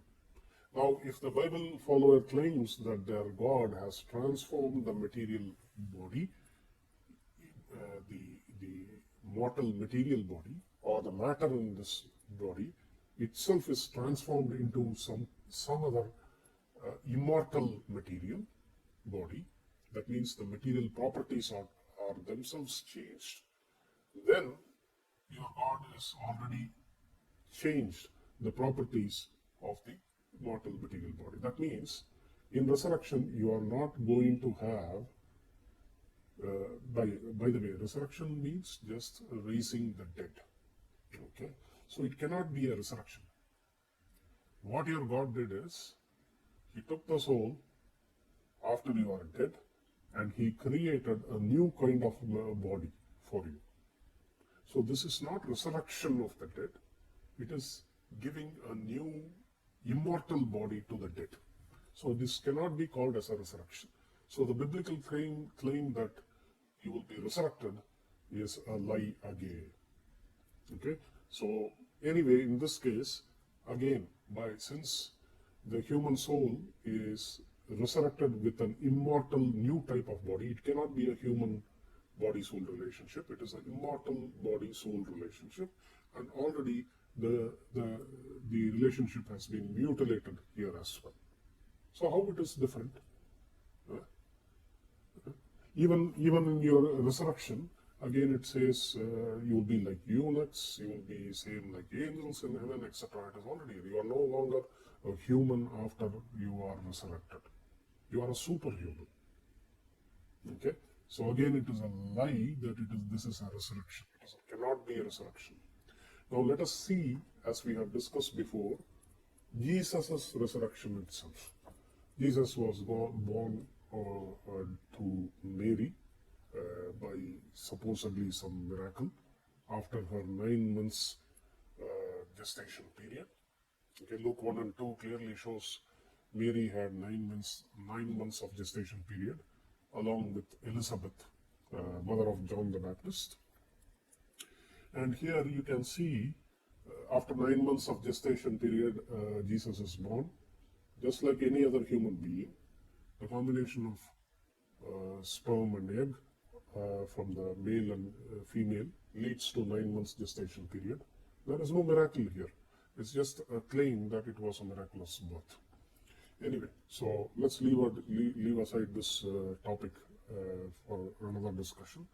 And then after birth as a human, so since she had 9 months gestation period, clearly he had a human body, which is mortal body, and therefore he was killed.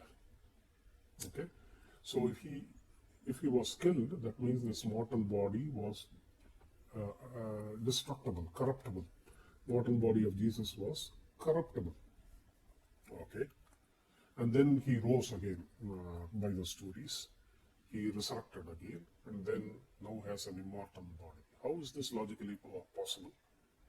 If Jesus had the same human body which he had before resurrection, if he has the same body after resurrection, then it is a corruptible human body. If it is an immortal body, then it cannot be resurrection. So Jesus died. Okay? So if he had the same human body, then he is not immortal. His body is corruptible, so it cannot be immortal body, according to the arguments which we had before, same resurrection arguments. And if he has now an immortal body, then it cannot be a human body anymore. Then it is not a resurrection. Either way, it is a lie that Jesus resurrected with an immortal body. It is a logically absurd claim. Okay? So either in case of Jesus or the other created human beings, resurrection is a lie. It cannot be true. In this case, as per your own Bible, mutilating human body relationship resulted in good against your own argument. So you refuted your own argument. Okay? So you may claim human mutilation of human body relationship of the Bible alone results in immortal good, while that of Hinduism is bad. You have no evidence to back up your claim, so all your so-called arguments were refuted earlier. Okay? However, we have already seen that by simple logical argument that resurrection is a logically absurd claim as per the Bible. Resurrection in other religions may be true or may be false, I am not sure, but resurrection as per the Bible is clearly refuted here. As per the New Testament, it is clearly refuted. However, all our points against biblical claims remain without any refutation. Some of the points, creation ex nihilo, puts all the blame on God. The locus of fault lies on your God. We have discussed this logical argument, and it clearly shows that your biblical God is a sadistic demonic being. Okay, free will does not explain why nature of certain people are good and others are bad or evil. Who created their evil or good nature? In both the cases, it goes back to your God, who arbitrarily makes somebody of good nature and others of evil nature. If all are created in equal ways, from where did these good and evil natures come from? How did the first bad choice come out? If everything was created good, how did the first bad choice come out in biblical teaching? From where? Okay, so you may claim that from Adam and Eve because of devil. How did devil made the wrong choice? If he was created good, how did he make the wrong choice? If he was created, if the devil was created with good nature, how did he make the wrong choice? Who made the first wrong choice according to your creation? Didn't you ask Jerry why first Brahman is born as a Brahman and first Shudra born as a Shudra?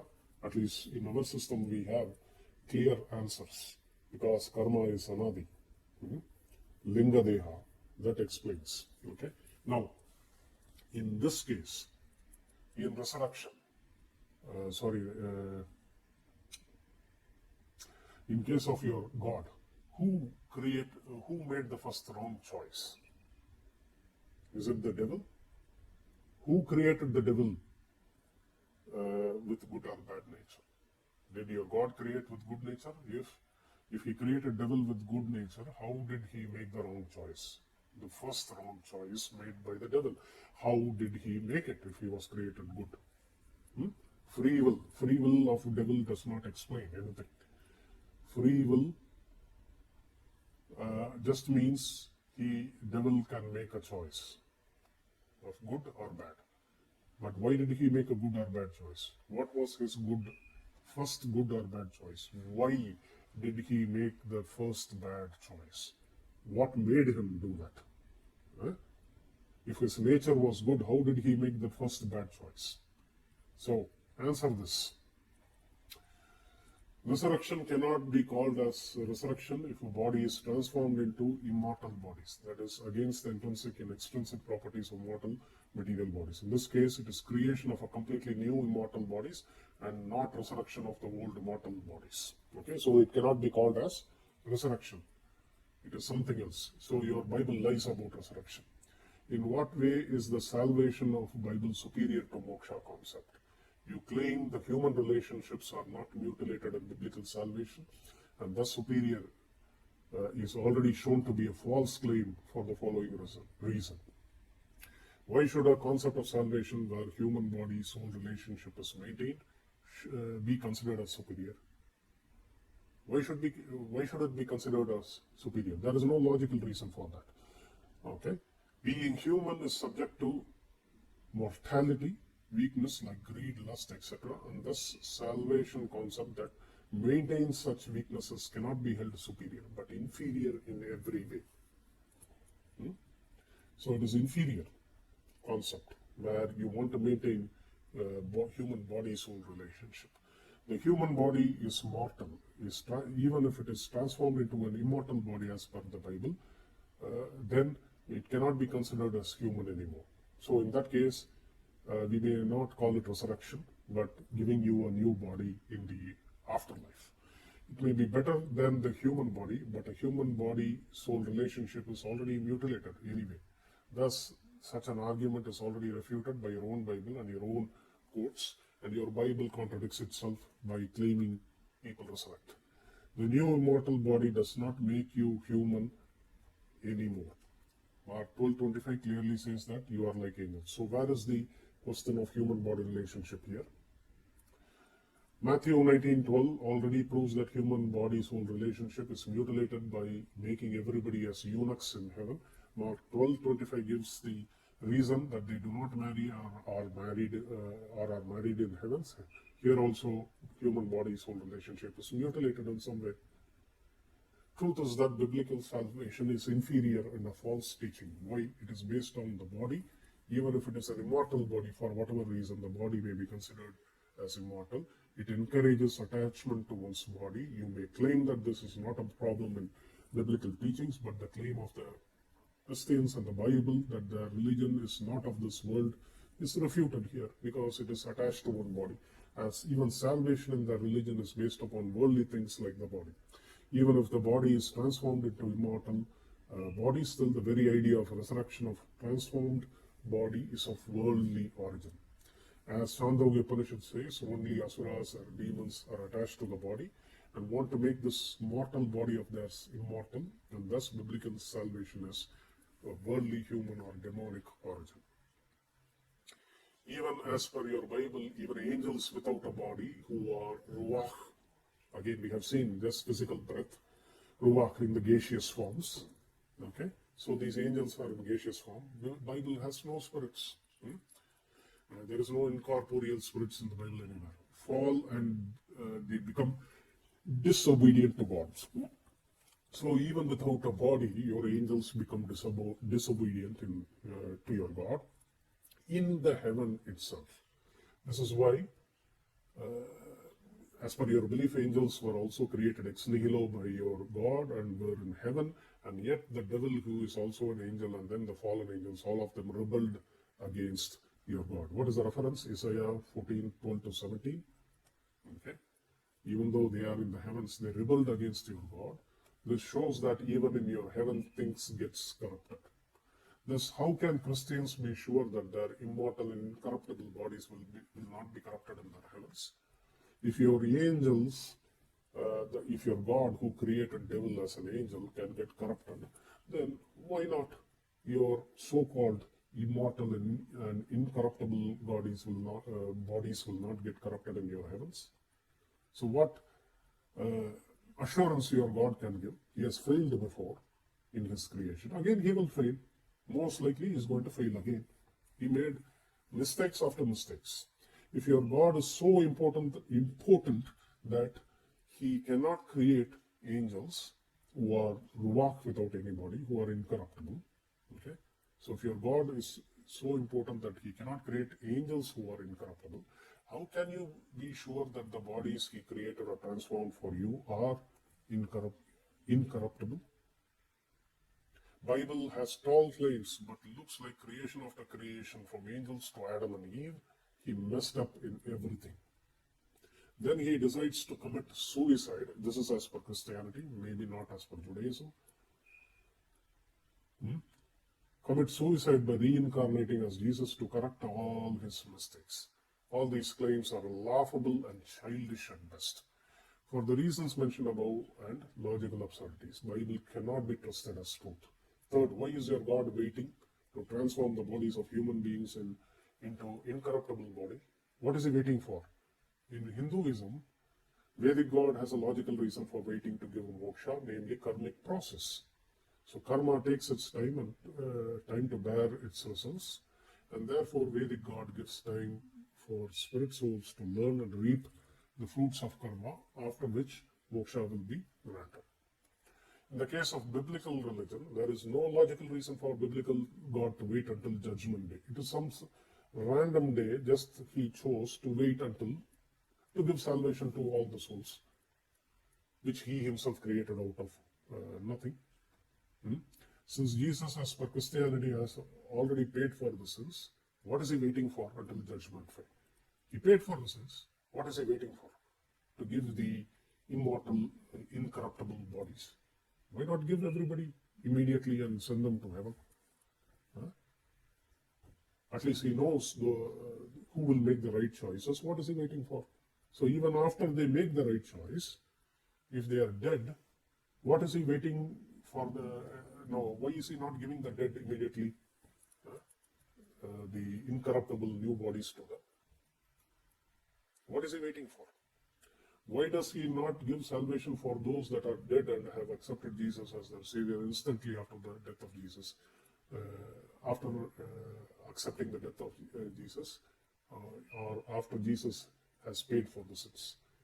Why does he wait for the judgment day? What reason? There is no logical reason behind this judgment day, just as creation ex nihilo and suicidal atonement of Jesus are logically absurd concepts of Christianity. Okay. Now, only Vedic concept of moksha is logically consistent. Vedic concept of moksha, as explained by Dvaita teachings, is the only logically consistent concept for following reasons and absence of any logical absurdities. Anadi Lingadeha and Anadi Karma, the beginningless subtle body, and associated with it, the beginningless karma, consistently explain why evil and suffering exist in the world, why Jivatma suffer in this world. Anadi Lingadeha and Anadi Karma shows in a logically consistent way, without any infinite regress, other logical absurdities, the presence of suffering with the locus of fault lying in the spirit souls and not in the Vedic God, unlike the biblical claims of creation ex nihilo. Vedic conception clearly shows that all faults exist within the creation, which once transcended, all faults disappear in the world of moksha forever. Okay, there is no return from the world of Vishnu back into this world. However, in your biblical teachings, even the angels return back to this world from the world of Yahweh or heavens. Even they are corrupted, okay, who are supposedly ruach or spirits. Okay, however, this does not happen with Lord Vishnu. Unlike the heaven of the biblical world, where even angels get corrupted, in the world of moksha there is no corruption or return. Once a jivatma has attained moksha, no spirit soul returns to this world. This is Vedic position. Now, ISKCON and other groups have come up with concepts where souls return from Goloka or world of Vishnu, but this is not supported by any of the Vedas, Puranas, Tirasa, Dharmashastras or similar smritis. These concepts were created by the followers of Gaudiya or ISKCON followers, and they are not true. Once a Jivatma goes to moksha, Jivatma never ever cherishes even a moment of thought to return to this world or to go against the Lord Vishnu. This thought never occurs even for a moment for any Jivatma who has attained moksha or salvation. And this Jivatma who has attained moksha is always free from all blemishes or rebellion to Vedic God, as the Jivatma is always with full knowledge of Vedic God in union with him. No sins can ever touch him. Unlike your biblical teachings where angels fall from biblical heaven, no such fall is possible in moksha, and so no such stories exist in the Orthodox Hindu scriptures mentioned above. Thus, Jerry, you can trust the Vedic moksha far better than your fickle-minded biblical God, who does not know what he has created, who does not know what will happen in the future. Jerry says, Madhvacharya has said that he has no reasoning independent of testimony of word is admissible. Okay. So Jerry is saying this because an ISKCON follower claimed that his experience shows that reincarnation is true. To oppose that, he's saying your own teacher says he has no, one should not have reasoning independent of the testimony. Now, what is this argument Sri Madhvacharya gave? His statement, this particular statement, was with respect to only atindriya things. That those things which cannot be seen with your naked eyes or cannot be smelled or heard directly, such things, atindriya things, which are beyond senses, only for these things such an argument is true. Okay, so things which cannot be seen with naked eyes, like Jivatma, heaven, hell, moksha, Vedic God, etc., devatas, which they cannot be seen with naked eyes. For these things, which cannot be seen with our material sense organs, we should not use our blind logical arguments independent of the Vedic testimony. We should not use our independent logic to explain these Atindriya things independent of Vedic testimony. That is his argument. However, in the case of objects which can be seen with our own senses, Madhvacharya clearly says, no amount of scriptural statement can change reality. That is observed with our own sense organs when aided by logic free from defects. So, if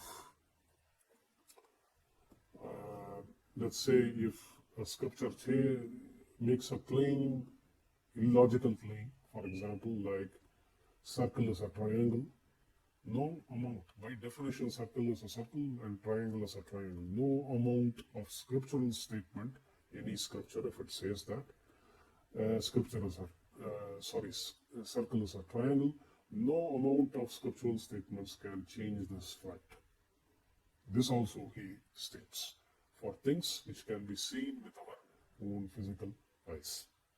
So Madhvacharya does not lose eyes on logic, and he does not disregard experiences which are free from defects and scientific temperament in case of Madhvacharya for things which we can see.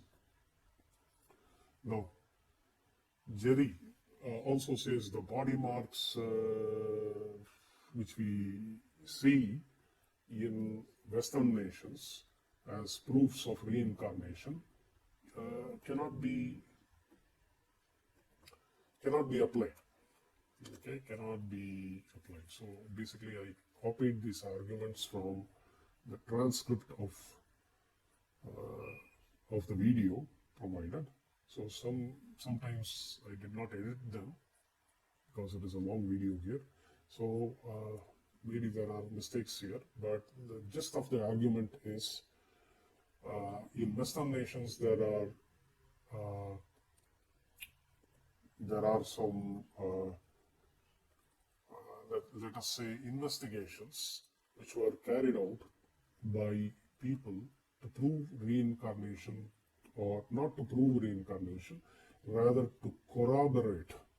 Corroborate means show that reincarnation experiences exist in this world.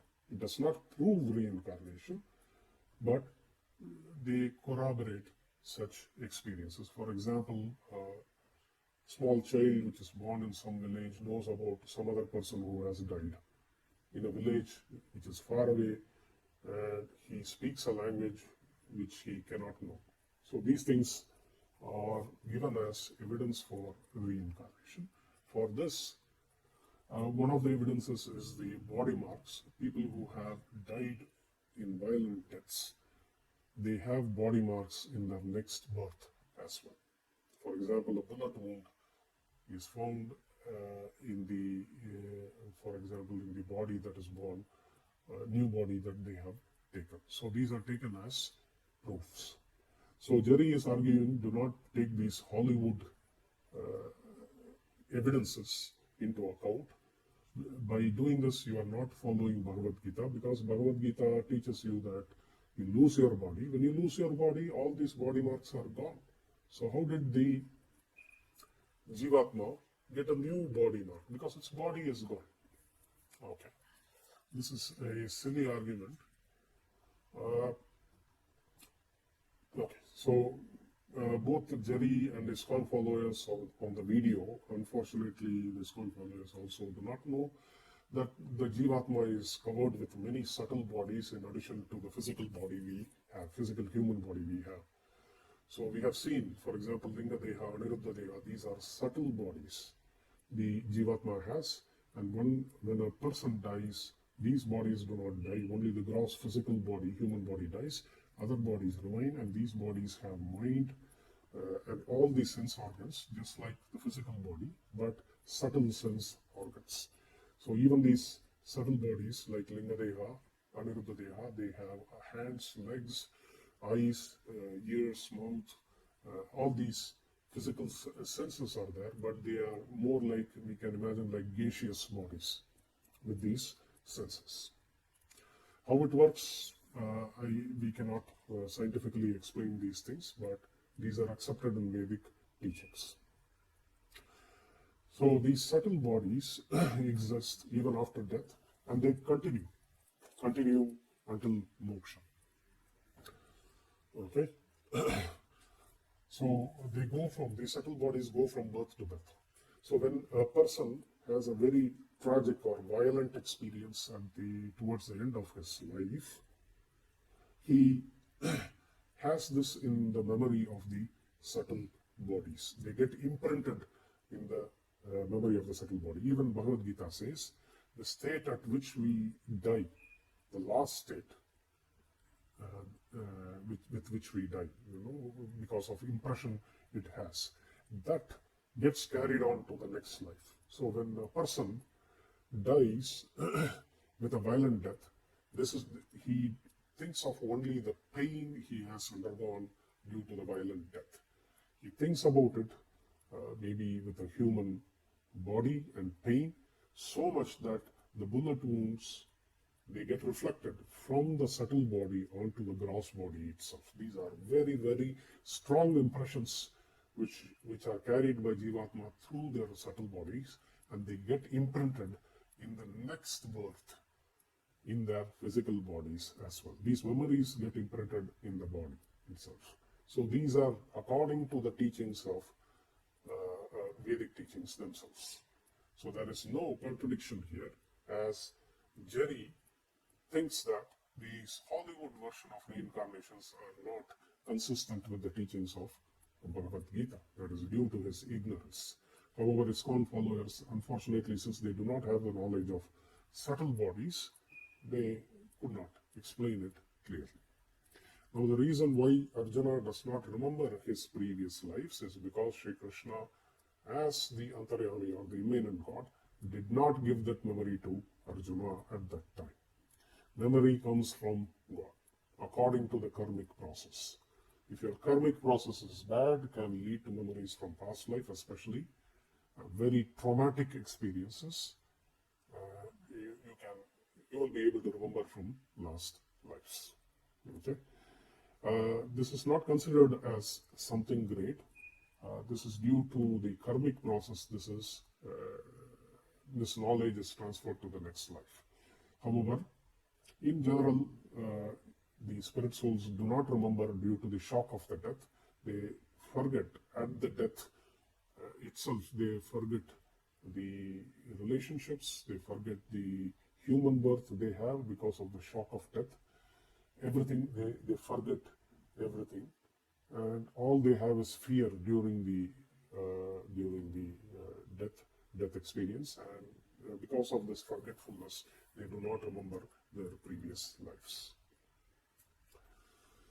Okay, so it does not.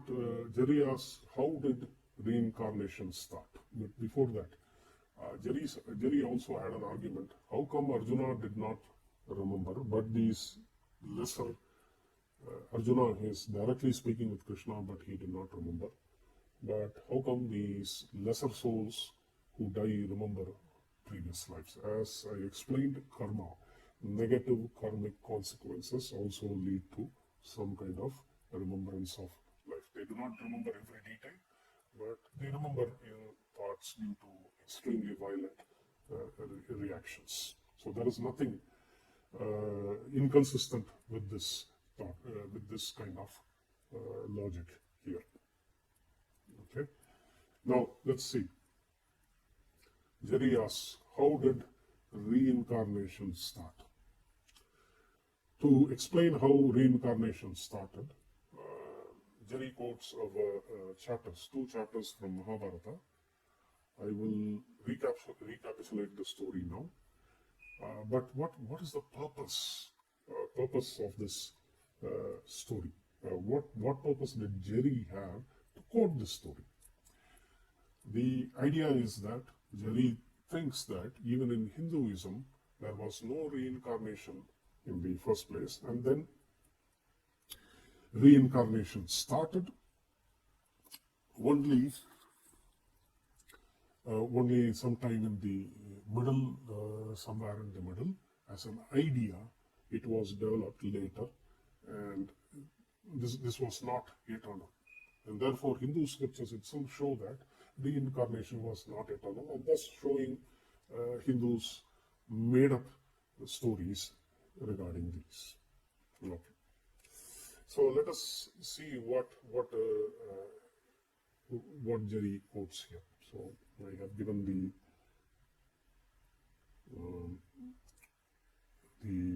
website here.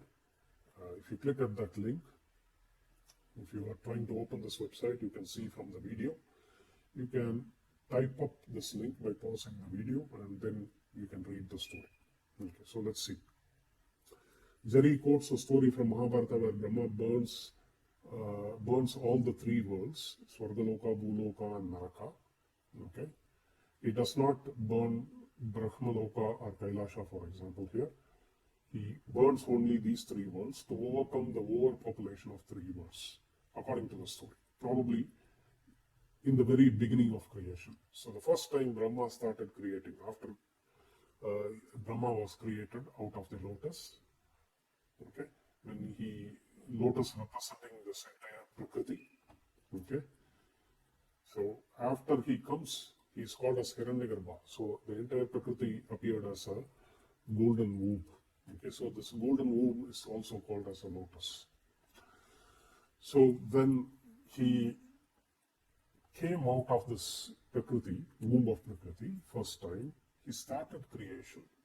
The first creation appeared like this. Anyone who wants to read the story, you can go through the website and read them. So I will recapitulate the story very shortly. Brahma burns the entire universe, which is overpopulated with creatures of every kind in the three worlds. And this is a very important point to notice. All the three worlds are burnt. Okay, why is this important? We will see that. So here, let's see, quickly read through this. Thereupon, O king, Brahman gave way to wrath, and in consequence of his wrath, a fire issued out of his body. With that fire born of his wrath, grandsire burnt all the quarters of the universe of a monarch. Indeed, the conflagration born of the divine Lord's anger, O king, burnt heaven and earth, Swarga, Bhuloka, and the firmament and the whole universe with all its mobile and immobile beings, that is, those which are hellish worlds. Truly, when the grandsire thus gave way to wrath, all mobile and immobile beings began to be consumed by irresistible energy of that passion. Then the divine and auspicious Stanu refers to Lord Shiva. It is a name of Lord Shiva. Stanu, okay, the slayer of hostile heroes and the Lord of Vedas and the scriptures, filled with compassion, that is Lord Stanu, that is Lord Shiva, sought to gratify Brahman. Lord Shiva is the son of Lord Brahma. Okay, therefore he came there to pacify him. When Lord Shiva, who is called as Stanu, came to Brahman from motives of benevolence, the great god, burning with energy, that is Lord Brahma, addressed him saying, "Thou deservest boons at my hands. What desire of thine shall I accomplish? I shall do thee good by accomplishing whatever is in thy heart." Here, breast means heart. Then Lord Shiva, who is called as Stanu, came to Brahma and requested him not to do this and allow a chance for these beings to have birth and death repeatedly and allow for reincarnation. So this is the verse here. Tvad bhavam hi jagannatha. So this is what Lord Shiva is asking as a boon from Brahma. Tvad bhavam hi jagannatha. Jagatstavara jangamam. Prasadaya tvam mahadeva. Okay, so he is referring to Lord Brahma as Mahadeva. Yachami avrita avrittija prajaha. Avrittija. Okay, so let them come and go. birth and go. Okay, praja, all creatures. Okay, so what does it say? O Lord of all, O Lord of all the lords of the universe, Stanu, that is Lord Shiva said that. All this mobile and immobile universe of life, O Lord of the universe, hath sprung from thee. You have created them. Pacifying thee, O God of gods, I beg of thee that the living creatures may repeatedly come back into the world, undergoing repeated deaths. This is from Mahabharata. Jerry asked the question, is this how reincarnation started for the first time? Jerry's question is that even in Hinduism, reincarnation started only as a later idea, but in the beginning there was only one life, even in Hinduism, as per Hinduism own scriptures. So if you read the previous verses, it clearly says all the beings were living forever and they did not have any death. They were living forever, and therefore it became a crowded place, and therefore Brahma started burning the entire place. Therefore, Jerry asked this question. It is a fair question. Okay, it is an important, fair question. Jerry's misunderstanding, however, stems from lack of understanding of the story of Mahabharata, lack of understanding of Hindu cyclical creation process, and complete lack of understanding that Brahma himself was the first creation at this point, who himself has reincarnated as per Vedas themselves. Brahma himself has reincarnated. Okay? Okay?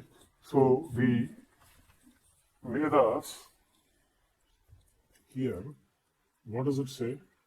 Brahma, although Brahma was created here first, before he became Brahma, in the previous cycle, Brahma had a previous life as a different Devata. Okay? He himself is in a cycle of reincarnations. Only